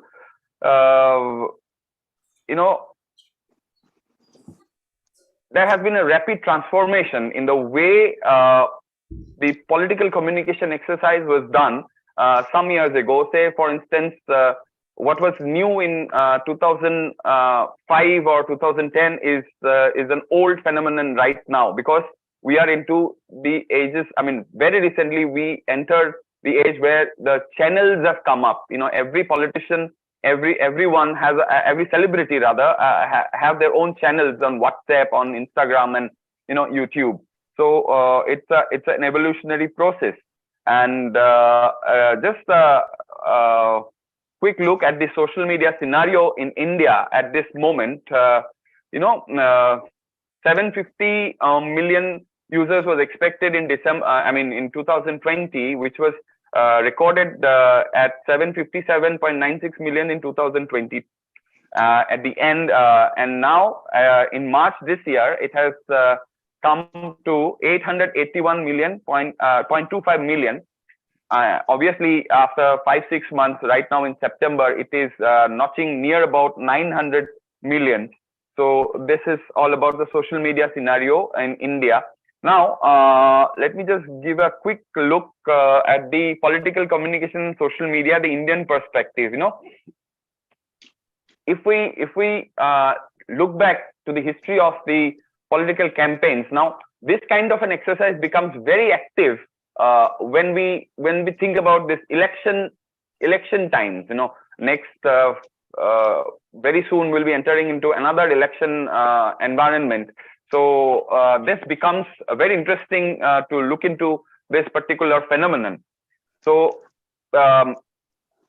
having done a literature study, I found out that there's a book written by a journalist from NDTV, very senior journalist from NDTV, Pranoy Roy, who said that the phases of Indian election is divided first into the docile phase, which was the first 30 years since independence. Since 1952, the docile phase started, where there was not much of gaga over electioneering as such. The next phase was the volatile or angry phase, if I may say so, like the phase in the decades during the 1970s, which was which saw the emergence of kind of aggressive and more purpose oriented media as such. And during these periods, there have been changes in the governance as well. Later on, in the later stages, we saw the emergence of satellite television, where the messages that were disseminated had an impact on the people of India, who in turn go for voting. The media coverage and the election coverage, the discussions on television had a very deep impact. And in the modern times, especially my study roots to the 2014 Lok Sabha elections, where we saw for the first time, India witnessed the social media orientation in the election process, or rather the election campaigning, where the politicians were engaged in reaching out to the people, through their posts on Facebook, on Twitter, which had a far-reaching impact. And on the individual politician, there was a definite focus on the individual politician and kind of what they brought into the scenario, the way things were discussed, the personal elements were floated onto the political scene more so, rather than what we had in the previous election phases. Now, why we are talking about Twitter? Because it adds as a social media tool, it adds as a force multiplier. Since the development in 2006, now it has been taken over by another owner, Elon Musk, and now it has been given a new name though. But politicians used Twitter for propagating their opinions in India and also in abroad. So for my case study, which was on the Indian Prime Minister Narendra Modi, you can see there's a point given at the bottom of the screen that 5 of the pre-election tweets of Mr. Modi were featuring in the top 10 tweets of that period, including the tweet India has won, which had 3.9 lakh retweets at that point in time. Now, the social media-led general elections of 2014, which saw the rise of the person and the politician, Indian Prime Minister Narendra Modi. He brought in a new kind of outlook that technology is here to stay. Technology is here to drive the process of communication from here on. And Dr. Gupta, can you please just one question? What I have understood, what exactly your research methodology is? Please explain your research methodology. I'm coming to the methodology part, sir. Little faster because time is very less. Yes. I understand the importance of time over here. So I looked into this study through the prism of actor network study, which was developed by French social studies scholars Michael Calon and Juan Bruno Latour, where they say the integration of human and non-human actors that becomes more prominent over the discourse of political communication. How political actors disseminate their political communication using a particular network. For instance, the social media tool Twitter is the point in case in this study. So the personalization factor over here is you can see from the diagram that the study is a 2-year period, 1 year before the elections and a year after the elections of 2014. So from the figures we can see that the personalized tweets were in the pre-election phase 78. This is mind you 365 tweets before elections and 365 tweets for post elections. That is the sample that I had taken. Of course, there were some other analysis being done, because these tweets come from the sentiment study that was carried out, and these 78 tweets of the pre-election period, which saw a lot of kind of in-depth exercising. For example, there's a tweet mentioned in the chart that says, "Send a personalized holy greetings along with my audio message to your friends." Now here I'd like to mention one point, that during the 2008 US elections of Barack Obama, when he won, he used the term "we" for more than 60 times.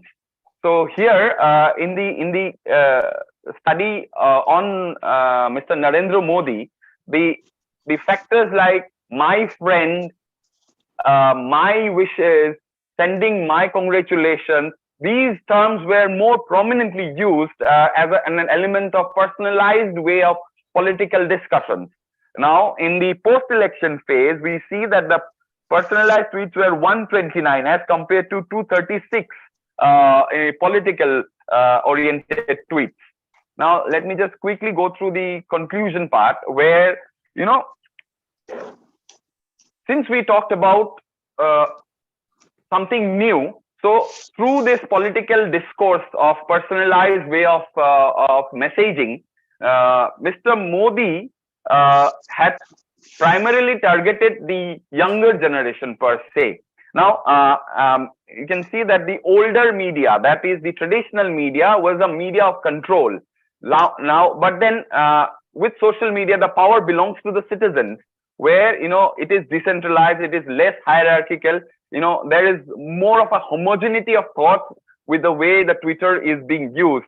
The media deterministic perspective, where the media teaches us what to desire. And technology has created a desire among people to use it more and more. It is more of a dominant channel of information. And the personalized politics have affected electoral campaigns, which is present study is a strong evidence to this point. The tweets from the political actors have been a good source of academic research. These are the points that I found out through the study. I'll just quickly close in. The tweets that were sent by Mr. Modi were a mix of personal to official, from mundane to emotional messages. Here is a point. During 2014, the first 3 months of 2014, he had gone to Nepal. For a visit, where he mentioned about, in a tweet, he mentioned about meeting a young kid whom he termed as a friend. So these were the kind of orientations that the tweets carried out that I found during the study. The pattern of messaging reflected the responsiveness towards the people and towards the global community as such. He has been able to stamp a belief that technology brings great power in the wake, and there is so much that we can do with technology. There's more of an emotional connect that he sort of made an attempt to establish. There was a prolific Dr. use Gupta, of, yes. Dr. Gupta, I'm just concluding, sir. I'm just two to three sentences. I'll just conclude. There was a fantastic and creative use of sarcasm through his tweets, which were also had personal flavors. The messages that were carried out from the tweets of Mr. Modi, personal empathy was established with the voters through their good and bad times, and there were a lot of promises being made, which we can find out from the study using the actor network theories philosophy. That is it from my side. Thank you so much. Okay. Thank you so much. The topic is really wonderful and really interesting indeed. So I think I have just two questions to you. For example, Please. you have mentioned the political communication, but it would have been much more attractive in your presentation if you could include the comparative study of political communication in three systems. One is democracy, one is monarch, Right. and one is authoritarian system. Like in a whole world, one Yes. system is going in authoritarian way or totalitarian, one is a democracy. You have mentioned democracy. Another Yes. observation of your research is definitely Modi is very active, or Honorable Prime Minister Narendra Modi is very active in social media. But you should have been mentioned a little bit of opposition's endeavor pertaining to using the social media. Sir, can in your I research. intervene? Can I intervene? I anticipated this kind of a query, because the reason for selecting a personality like Mr. Narendra Modi is because right now, just a few hours before I was into this presentation, I just checked on his Twitter followers. 92 million followers he has. Right from 2012, when he had Understood. Yes. But in a democratic system, you need to include even in Congress, even the Congress, Mr. Yes. Rahul Gandhi, and some of the opposition parties also used Twitter, as well as I'm mentioning you one thing. Definitely, your topic is dealing with Twitter, but another very interesting form of media which is being used in a very random way, which is called WhatsApp, right? The Yes, political yes, yes, communication has yes. been used in WhatsApp, especially if you go through the last American election was a WhatsApp election.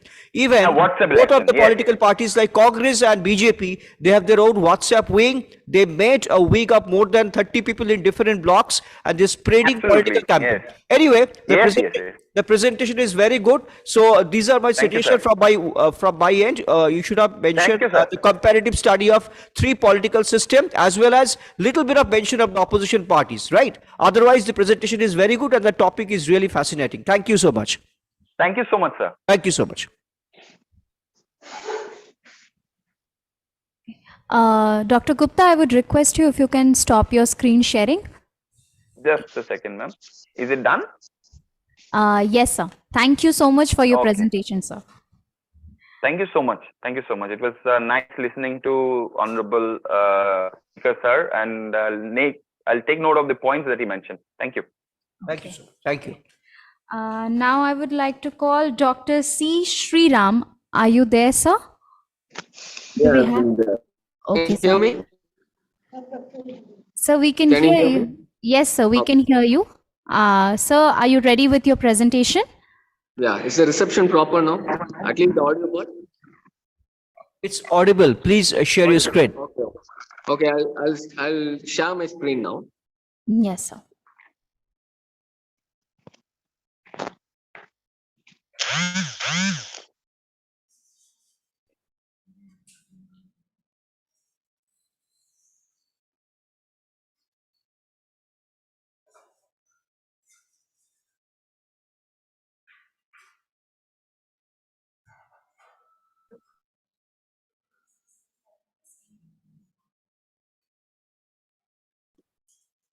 Can you see my slide on screen? Not yet. Not yet.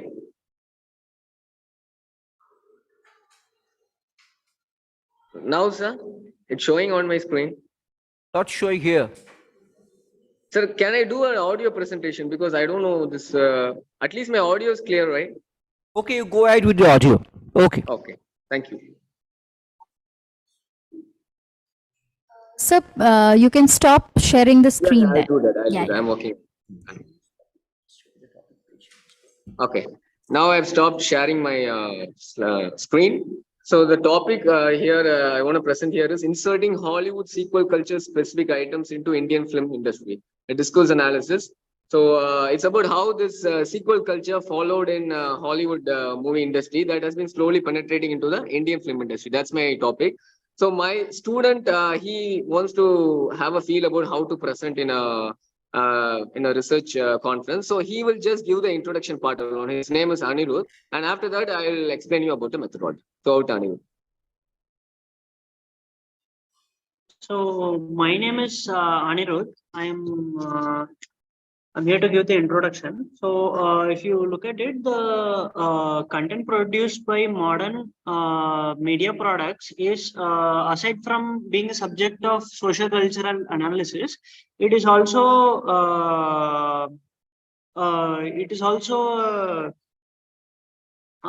field of visual presentation. So what we have done is in this paper, we have specifically gone into the Hollywood specific sequel culture, how it has been inserted into Indian film industry. And for specific context, we have taken the Tamil cinema, which has always been a candidate for academic research in the about Indian cinema. So if you look, such media products have also influenced the position of Indian directors, and the study has also analyzed the conceptions in contemporary films of today. So I would like to pass the presentation over to my mentor, Dr. Srinu.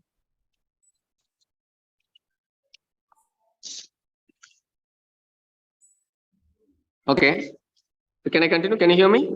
Yeah. Go ahead, please. So actually, the next slide I dealt with, I couldn't present it on screen. So I have collected some important review of literatures. I mentioned 3 review of literatures. It's about they have explained about how this sequel culture it has been adopted from the Hollywood industry and how it has been slowly entering into the Indian film industry. That has been explained in the review of literature. These studies have been quoted. They have been done in the year 2015, 2016, and 2017. So it's almost recent studies only. Then I'll go to the methodology part. Here I have used the methodology Foucault's discourse analysis. So it doesn't focus much on the language or the semiotics. Semiotics means the studying of signs and symbols. It helps to analyze more about. It tells more about the connection between the formed meaning and the inferred meaning. That is the general actual meaning underlying beneath the scenes and frames used in the films. So the case study here, I've used this Hollywood movie, Velaila Patadari. So it means someone unemployed. That is the meaning of the title. This VIP franchise, it's called in short form, it's called VIP. So the first part is VIP and the second part is VIP 2. So unemployed 1, unemployed 2. That is the actual translation for this movie franchise. So certain scenes and dialogues in this movie has been analyzed based on the Foucault's discourse analysis theory, and based on that, I've come up with some results. So the next comes, and I have also tried to answer 2 research questions here, which are, the first question would be, how are Hollywood sequel culture specific items inserted into the Indian film industry, particularly in the modern Hollywood film industry? The second research question would be, how does this foreign representation relate to the different creative affiliations and socio-culture standpoints of the Indian film industry? So how this culture, this foreign culture, when inserted, how does it reflect when it comes to visual representations in Indian film industry? With special reference to Kollywood, Tamil film industry. So after then, I've done the analysis of the various themes. So this movie, the general theme in both the parts would be star celebrities have been casted. Similar, almost if you see the production front, similar budgets for both the movies, and the release dates for both the movies have been predetermined, and the distribution has been well planned, and promotion has also been well planned for both the movies, Velila Patadari and Velila Patadari 2. And because of this, there has been less financial risk for the film producer, and both the movies did pretty much well in the box office. Then if I analyze the theme part, both the movies, they deal with the general theme, unemployed, angry middle class. That has been well explained. More specifically, unemployment for the young engineering graduates. That has been very well said in both the movies. So it tells a lot about what a practical graduate is facing on the society. That has been powerfully dealt with in both the movies, and we can call it Hollywood sequel logic, because same theme, the repetition, that is a repetition has been shown with some tinge of variation in it. The repetition, in the sense, unemployment is the repetition, but that has been shown to the audience with a tinge of variation in it. That is a variation in screenplay and dialogues. Even casting has been a little different when comparing first part with the second part, because in the first part the antagonist is a male antagonist, and in the second part the antagonist is a female antagonist. So that's how the two movie differs. That is the differentiation part when it comes to analyzing the both the movies based on Foucault's discourse analysis. Then this formula has been, after the release of this movie, this formula has been this very same formula has been dominantly used in the Tamil film industry, and this formula has been very much successful also. So overall, if you see, generally, if you see the theme wise, this movie has been a very big hit, and the audience, it has been a fascinating phenomenon for the Indian movie buffs, especially the Tamil movie lovers. Then comes the discussion part. So in both the movie parts, traditional definition for unemployment and middle class has been well dealt with. Then in the first part, they were talking about building up a construction firm. In the second part, they were talking about the rampant corruption taking place in the construction field, and how politicians interfere in the business of construction. That has been well explained. And further, in both the films, people's ego, how it is affecting other people's life. Because of one's ego, how is one's career getting affected? That has also been well explained in both the parts. Then if you see dialogue wise, in the first part, there was this this girlfriend of the protagonist, she used to have this very casual dialogue, like, "Why are you making a face like this?" She asked these questions to her boyfriend, to which the Raghuvaran is the protagonist here. He casually says, "My face is just like that. It is me. I'm just like that." Similarly, in the second part, the antagonist, the Vasundhara, the female antagonist, the female villain over there, she'll be asking like, "You not working for a firm is ultimately your loss." For which the hero casually says like, "I would prefer being the head of a cat rather than being the tail of a lion." So in this way, in both the movies, the protagonist uses his innocent nature and also Dr. his Shriram, Dr. Shriram, I would like to ask you, I'm interrupting you, very sorry. There's no point of discussing all these things because the time is very less. I have some very specific question. What is your research methodology? So methodology is the discourse analysis based on Foucault's discourse analysis. I have taken individual frames, dialogues, songs, lyrics, and I've tried to compare it with both the movie parts and see if there are any similarities. In spite of having similar themes, I'm trying to see for variations and also for similarities, so that why did this movie become a big hit among the Tamil audience? That's what it is your perspectives. Have you taken any audience perspective about these sequels? Because your case study, you need to take a sample, right? You are giving your perspective, correct? But have you taken any of the audience perspective pertaining to your research, like the sequel of conversion, like from you are following the Hollywood one into the Indian movies? So have you consulted as a sample size of the audience who is giving you the opinion about this your research, their opinion? That is very important. The audience part I didn't touch, sir. Only like a qualitative analysis I have done. I've taken the frames, dialogues, and this as a survey. I didn't touch the audience. What was your questionnaire? It was an open-ended questionnaire or closed-ended questionnaire? What is your questionnaire framing? Once you're asking this qualitative or quantitative research, you were asking to your audience with the dialogues and everything. Qualitative research, but I did not distribute any. I did not go for the survey method. I did not use any questionnaire for this research. Okay. I only took a movie, took the secondary data, and analyzed all the scenes, frames, lyrics, dialogues in it, and based on that, I have come up with the results here. Now, you did ask questions to the audience, right? You have not taken a survey or sample. No, I took whatever the audience listened, that is all taken from, like, as a secondary data I have taken based on movie reviews, whatever the audience felt like saying in movie reviews, that has been taken. Actual audience analysis or actual audience responses I did not take. Okay, so that is one lacuna in your research. Your topic is very, very interesting, very really interesting. But please, I advise you, once you are doing such research, now you need to do some little bit of the audience analysis. That is very important. Like once you're dealing with a sequel, you must be knowing there are some greatest ever Hollywood movies which is based on the sequel, like Friday the 13th, the Star Trek, James Bond. It was 23rd times, right? If it is, we are talking about James Bond, right? Even if you are talking about the buggy, I could remember one researcher has done the same thing. Your topic is almost the same one. So he has consulted with the audience research. That is very important. Anyway, your topic is very good, and definitely it can throw more lights if you can come up with all this audio and audience analysis. Thank you so much, Dr. Shriram. Thank you so much. Thank you so much. I'll take your comments. Please share your PPT or your slides to the mail ID of the organizing authority. I'll definitely go through this. Right. Thank you, sir. Thank you so much. Thank you so much. Thank you so much, Dr. Shriram, for your presentation. We would go further for the next presentation. Shashwati ma'am, are you available right now? Yes. Yes. Good afternoon. Am I audible? Yes, ma'am. Yes, please go ahead. Okay. Thank you so much. And I'm extremely sorry for all the hassles because I was traveling. And it's totally fine, ma'am. You can take your time now.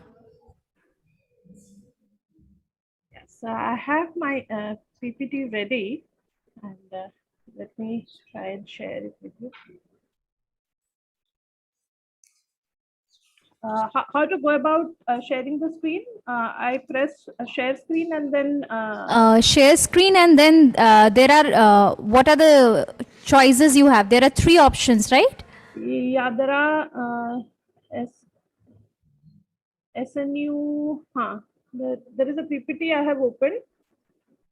Yes. Should I just Click on that. Click on. Yeah. Yes, yes, yes, ma'am. Your presentation is yeah, screened. Yes, ma'am. We can see your presentation. Okay, great. Thank you.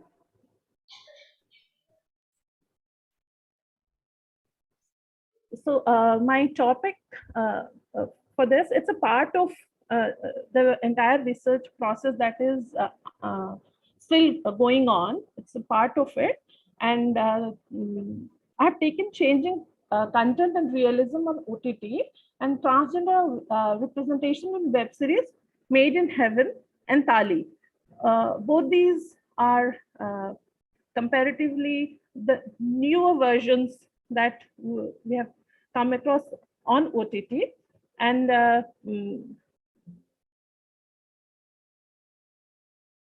so cinema, as we all know, it has tremendous visual appeal.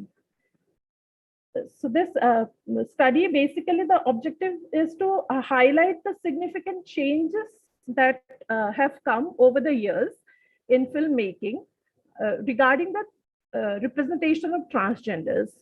So the visual appeal for the viewers, the dialogues, the kind of representation that we had seen earlier, and how with OTT, with the freedom the filmmakers have. And of course, in the background, we have the NALSA judgment of 2014 and 2018 that actually set the ground to make topics which earlier had been little uncomfortable for filmmakers to make films on. And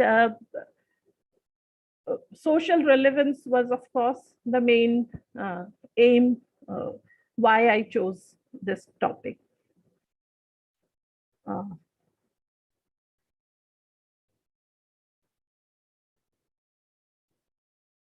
Okay, so let's watch this visual for a while. And if you have seen the movie, probably you can relate to it. Even if you have not seen, still this very visual is very telling. This is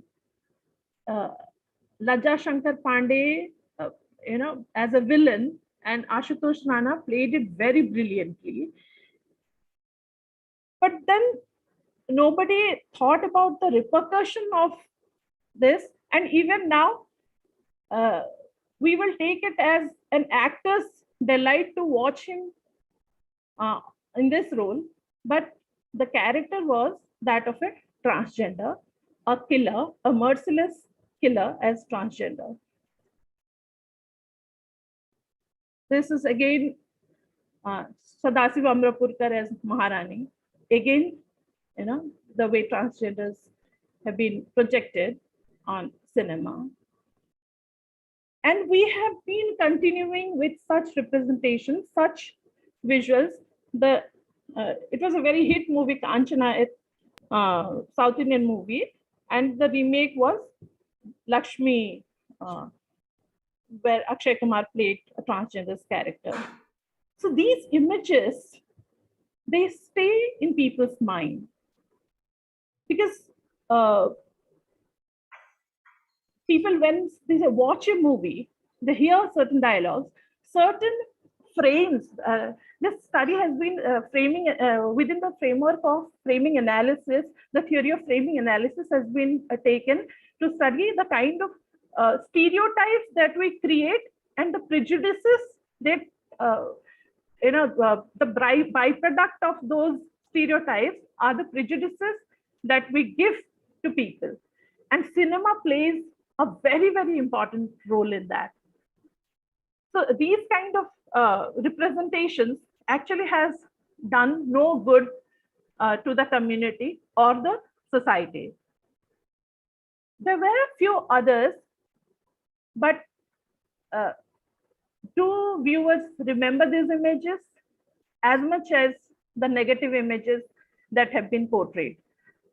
So with this, the change that we see in the new movies or the new web series, this is Tali.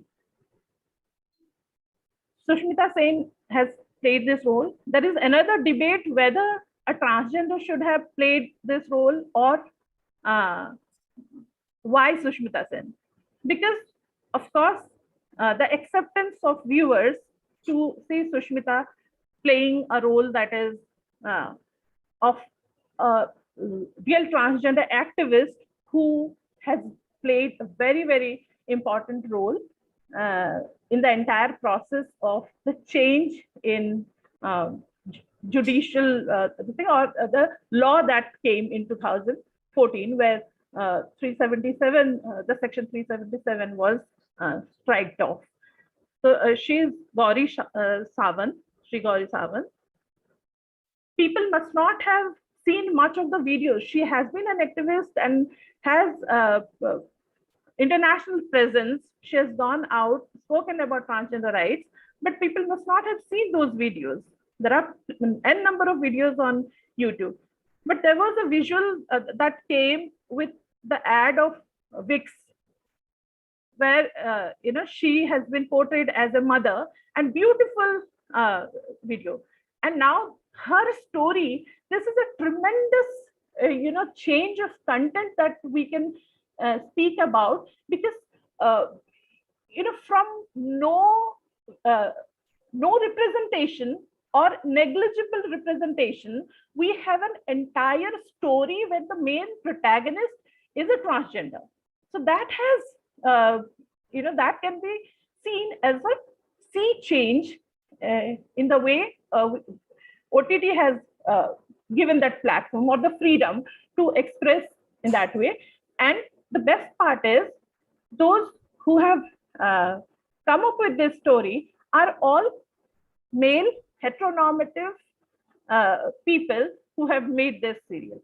So there are pitfalls, there are critical analysis of this web series from many accounts.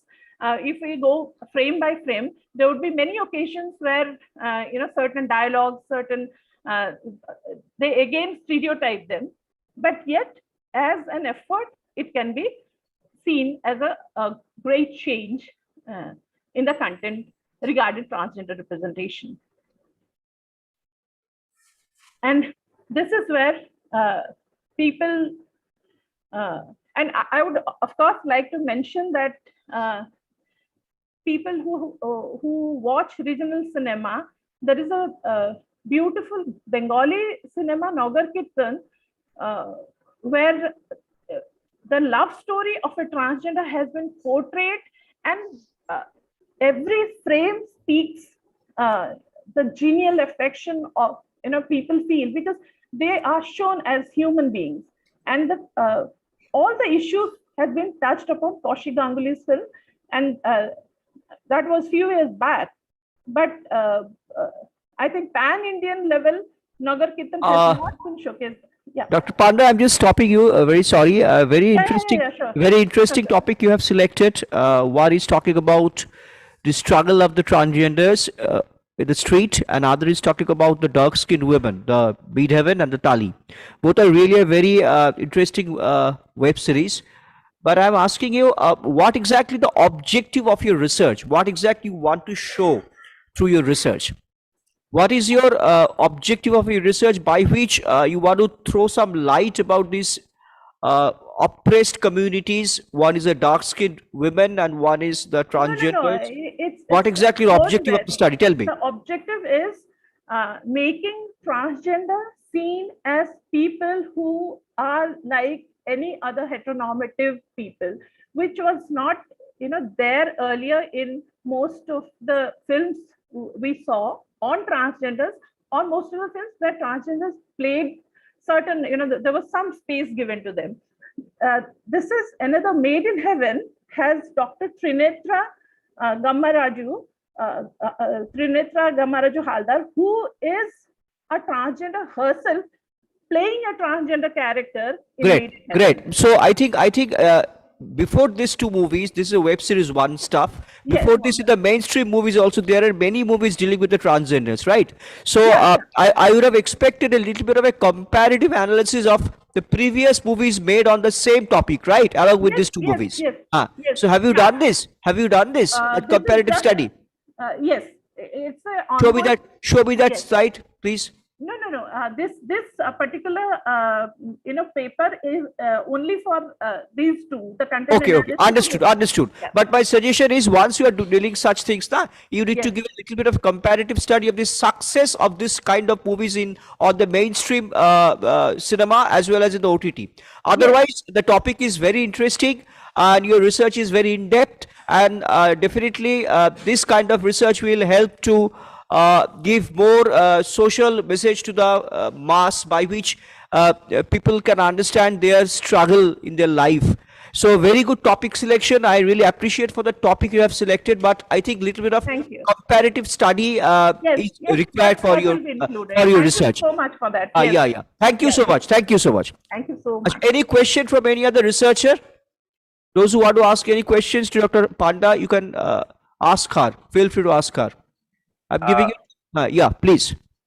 Sir, can I? Yeah, sure. Please tell your name and ask the question. I was really tempted to listen to Madam Panda's, Your name, deliberate- please. Oh, Arindam Gupta. Please Dr. go Gupta. ahead. Yeah, Dr. Please go Gupta ahead. here. Go ahead. Madam Panda, it's been a very astounding experience to listen to your presentation, especially the point where you mentioned why Sushmita Sen to portray the character of the person who was a very prolific activist. So this is my question as well. We've been observing the portrayal of characters of transgenders. Why not the actual transgenders be the real protagonists of the stories? That is something that maybe your kind of study will try and come up with the answers. That is my bit of an observation that I found. Otherwise, it's a very tempting paper that you have presented, ma'am. Thank you so much.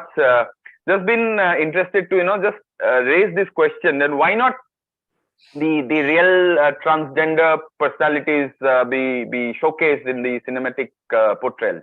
Sure, Thank why you so not? much. Why not? That is why I have also taken Made in Heaven, where a transgender has played a character of a transgender, Yes. that web series, which is a sea change from what we have been seeing for last so many years. And regarding Sushmita Sen, if you type Sri Gauri Sawant, you will see n number of videos, n number of talks, and the Wix ad where she plays herself, the mother of a young girl who she had adopted. So it's not about she not playing, but Sushmita Sen playing a transgender character which send out a message to a lot many people who would actually come to see who is this person. That curiosity itself will that's true. play That's an true. important That's role. true. So That's true. Wonderful. Let's not be very critical about it. The way changes are coming, it should be positive, and it should bring some positive. Like filmmakers should now think of showing transgenders as real people who are That is like what. us. Yeah. So Yes, that is what. Thank you so much. Thank you so much. A very Thank you, sir. very enriching session, but we are running out of time. Extremely Sure. sorry. We have to call the Yeah. next. Wonderful Thank you. presentation and a very interesting topic. Thank you so much. Thank you so much. Ma'am would request you to stop your screen. Okay, thank you, ma'am. Thank you so much. Thank you so much, ma'am, for your presentation. Do we have Amrita Chatterjee, ma'am, among us?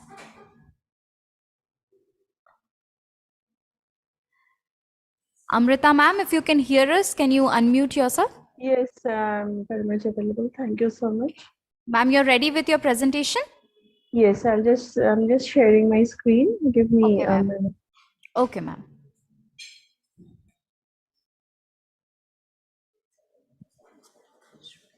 Can everyone see this? Not yet. Not yet. Just a minute. Mm. Yeah. Now? Yeah. Everyone can see, right? Yes, ma'am. We can see your presentation. Thank you so much. Just a very good afternoon to everyone, and thank you for this opportunity. Well, my name is Amrita Chatterjee, and I'm in the second semester now, the PhD student in the Mass Communication Department. And due to certain family circumstances, I had to come to Deoghar, so I could not be present physically and presenting online. And thank you so much for accommodating me in this last minute, intimation. Well, now straight going into the topic, the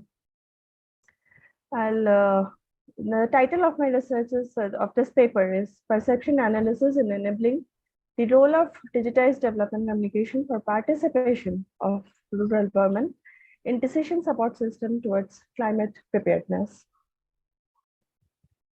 Well, the rationale for this research is that the emerging crisis of climate challenges, now that we have seen, this is a study that's been, recorded from the Ayla cyclone in 2009 to Yash cyclone and Amphan that happened a year ago.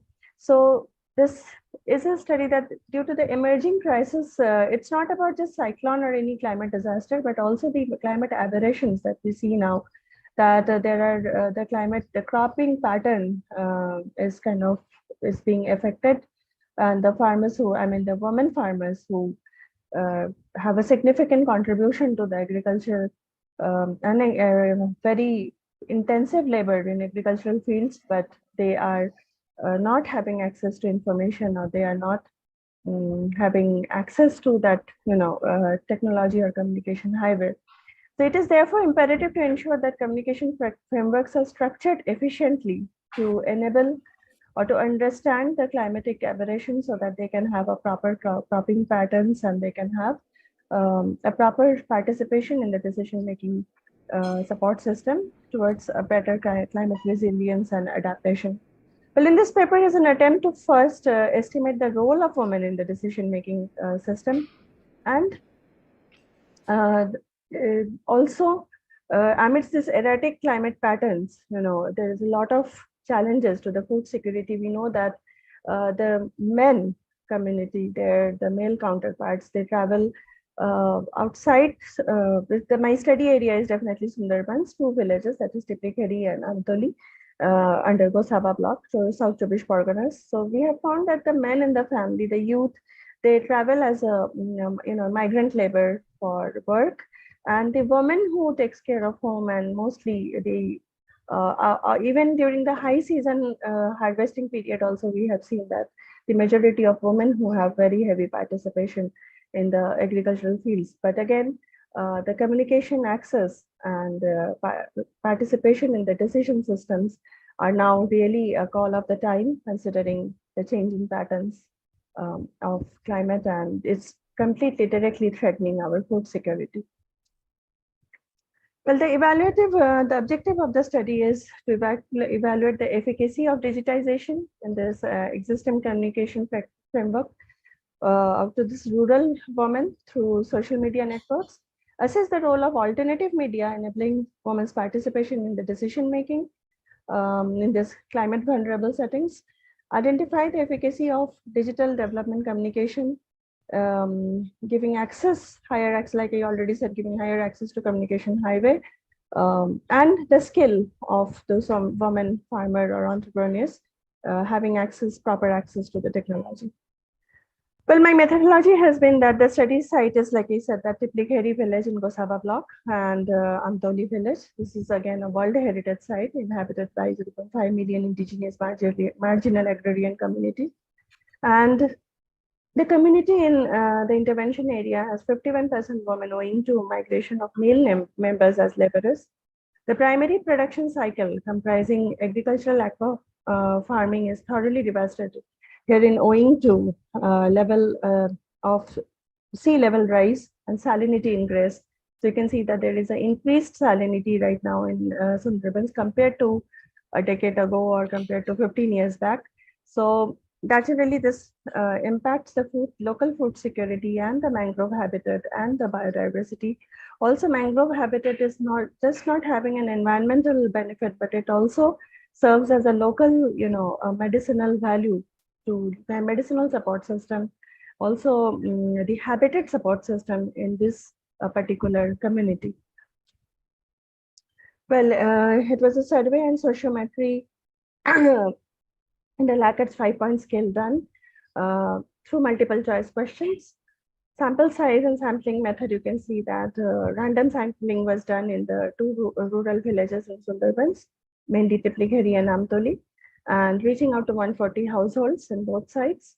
And yes, data collection and analysis, it was both the quantitative and qualitative approach have been adopted. And yes, using a Google form to have this auto-generated data sheet, which was some statistical data could be achieved.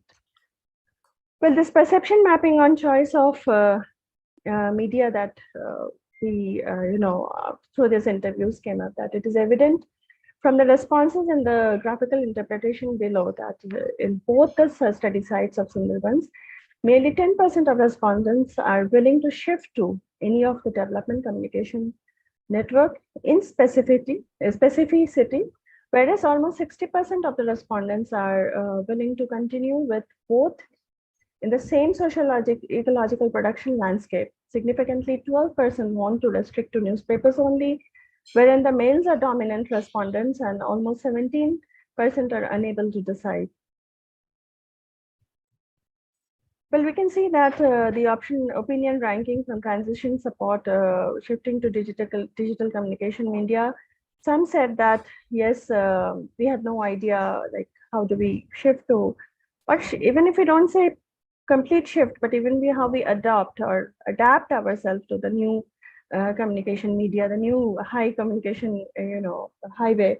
So they were like having no idea. Many were wanting compensation. Like if we are given some sort of a compensation, then we can have, access to that. Then some wanted some kind of a subscription.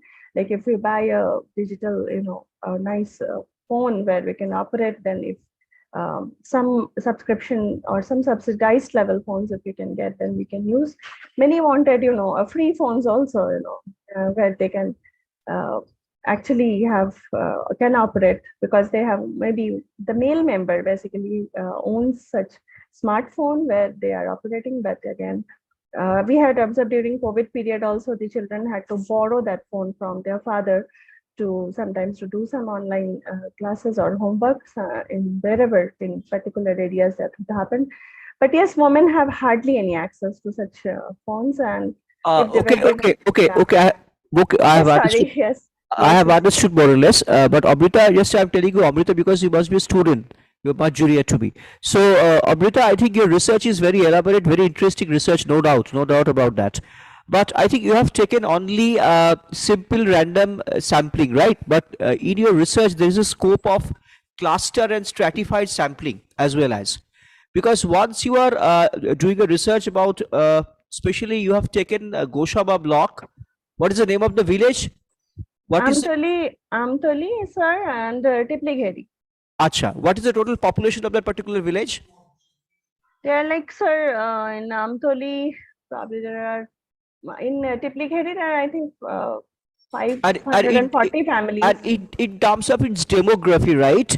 Right. In that particular area, if I know there is different caste and communities are staying there, right? Even in terms of male and female. So I think your random sample is very good.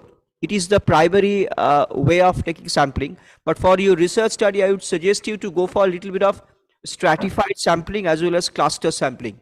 That will give you much more authentic data to get this information about your research. Otherwise, your research and work is very elaborate. Now I'm asking you one very interesting question, a very pertinent question. I would like to ask you that, what do you think this digitized development communication penetration is, how much in such rural areas after doing your research? Is it really effective? Because you are talking about, you have done your research in such an area which is really underprivileged. So I really skeptic that how far and how much this digitized development communication is effective in terms of this climate preparedness for the people, those who are staying in that particular delta? Yes, sir. It's indeed a very, very interesting question. I have been, because my background is, I'm also director with South Asian Forum for Environmental Civil Society organization that has been working in these areas for over, for past 19 years now. So I've been associated with this organization for past 10, 13 years, and I've worked in the fields with them. So that has given me some, inferences that, yes, it's not that there is a completely they do not have access or they are not using the digitized communication, but bringing the climate information network into the communication patterns and framework in these areas are missing. Definitely, it's not streamlined now. And yes, you are right that there are different classes. The Tipligheri, but in particular, this village is a high tribal area and then very, very backward. Poverty is definitely a very big challenge there. But yes, they do have access. But there was an early alert system also at time, and in various coastal part from the government it was done. But then yes, useful means are the content, the CIN, that is Climate Information Network, and its impact is yet not streamlined, where they can Okay, really yes, get yes, impacted on. I get your point. I get your answer. But I suggest you to please go for a little bit of more classified way of sampling. Number one, and number two, little bit of graphical representation is needed for your research. Like you have to go for some little bit of pie chart, the distribution of demography, a little bit of bar diagram, like the different types of digital communication or the analog communication previously. That comparative analysis is also needed. So anyway, it's a very good topic. There is a huge scope of doing extensive research on that. But I think I would also suggest you to not only take only one village, you could have take a little bit 2 or 3 villages and try to do the research in 2 to 3 districts, not only Sundarban or the South 24 Parganas. You can tap Midnapur also. There are a few vulnerable districts which is very much effective, which are affected by different climate changes, along with the South 24 Parganas in our state. Yes, sir. Okay. In this particular paper, my only, the Yeah, study that I have inference understood. was still Aila to Amphan, and It yes, is a very but niche yes, paper on South 24 Parganas, but yes, please yeah. look into Midnapur and the upper part, Yes, sir, yes. North Also, Bengal. North Bengal is also vulnerable in this way. yes, Anyway, comparative studies for Bangladesh also can be a yeah, good yeah, yeah. case study. Comparative studies today. Yes, sir. Well, Thank you okay. so much, sir. It was a Thank you great so much. learning experience. Thank Thank you. you so much. Thank you, sir. Well done. Thank you. So that. So.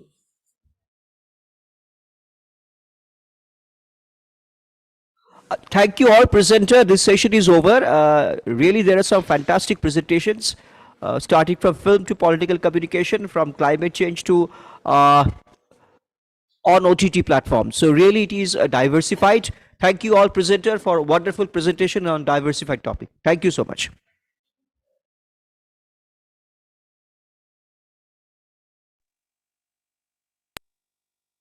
Thank you, sir.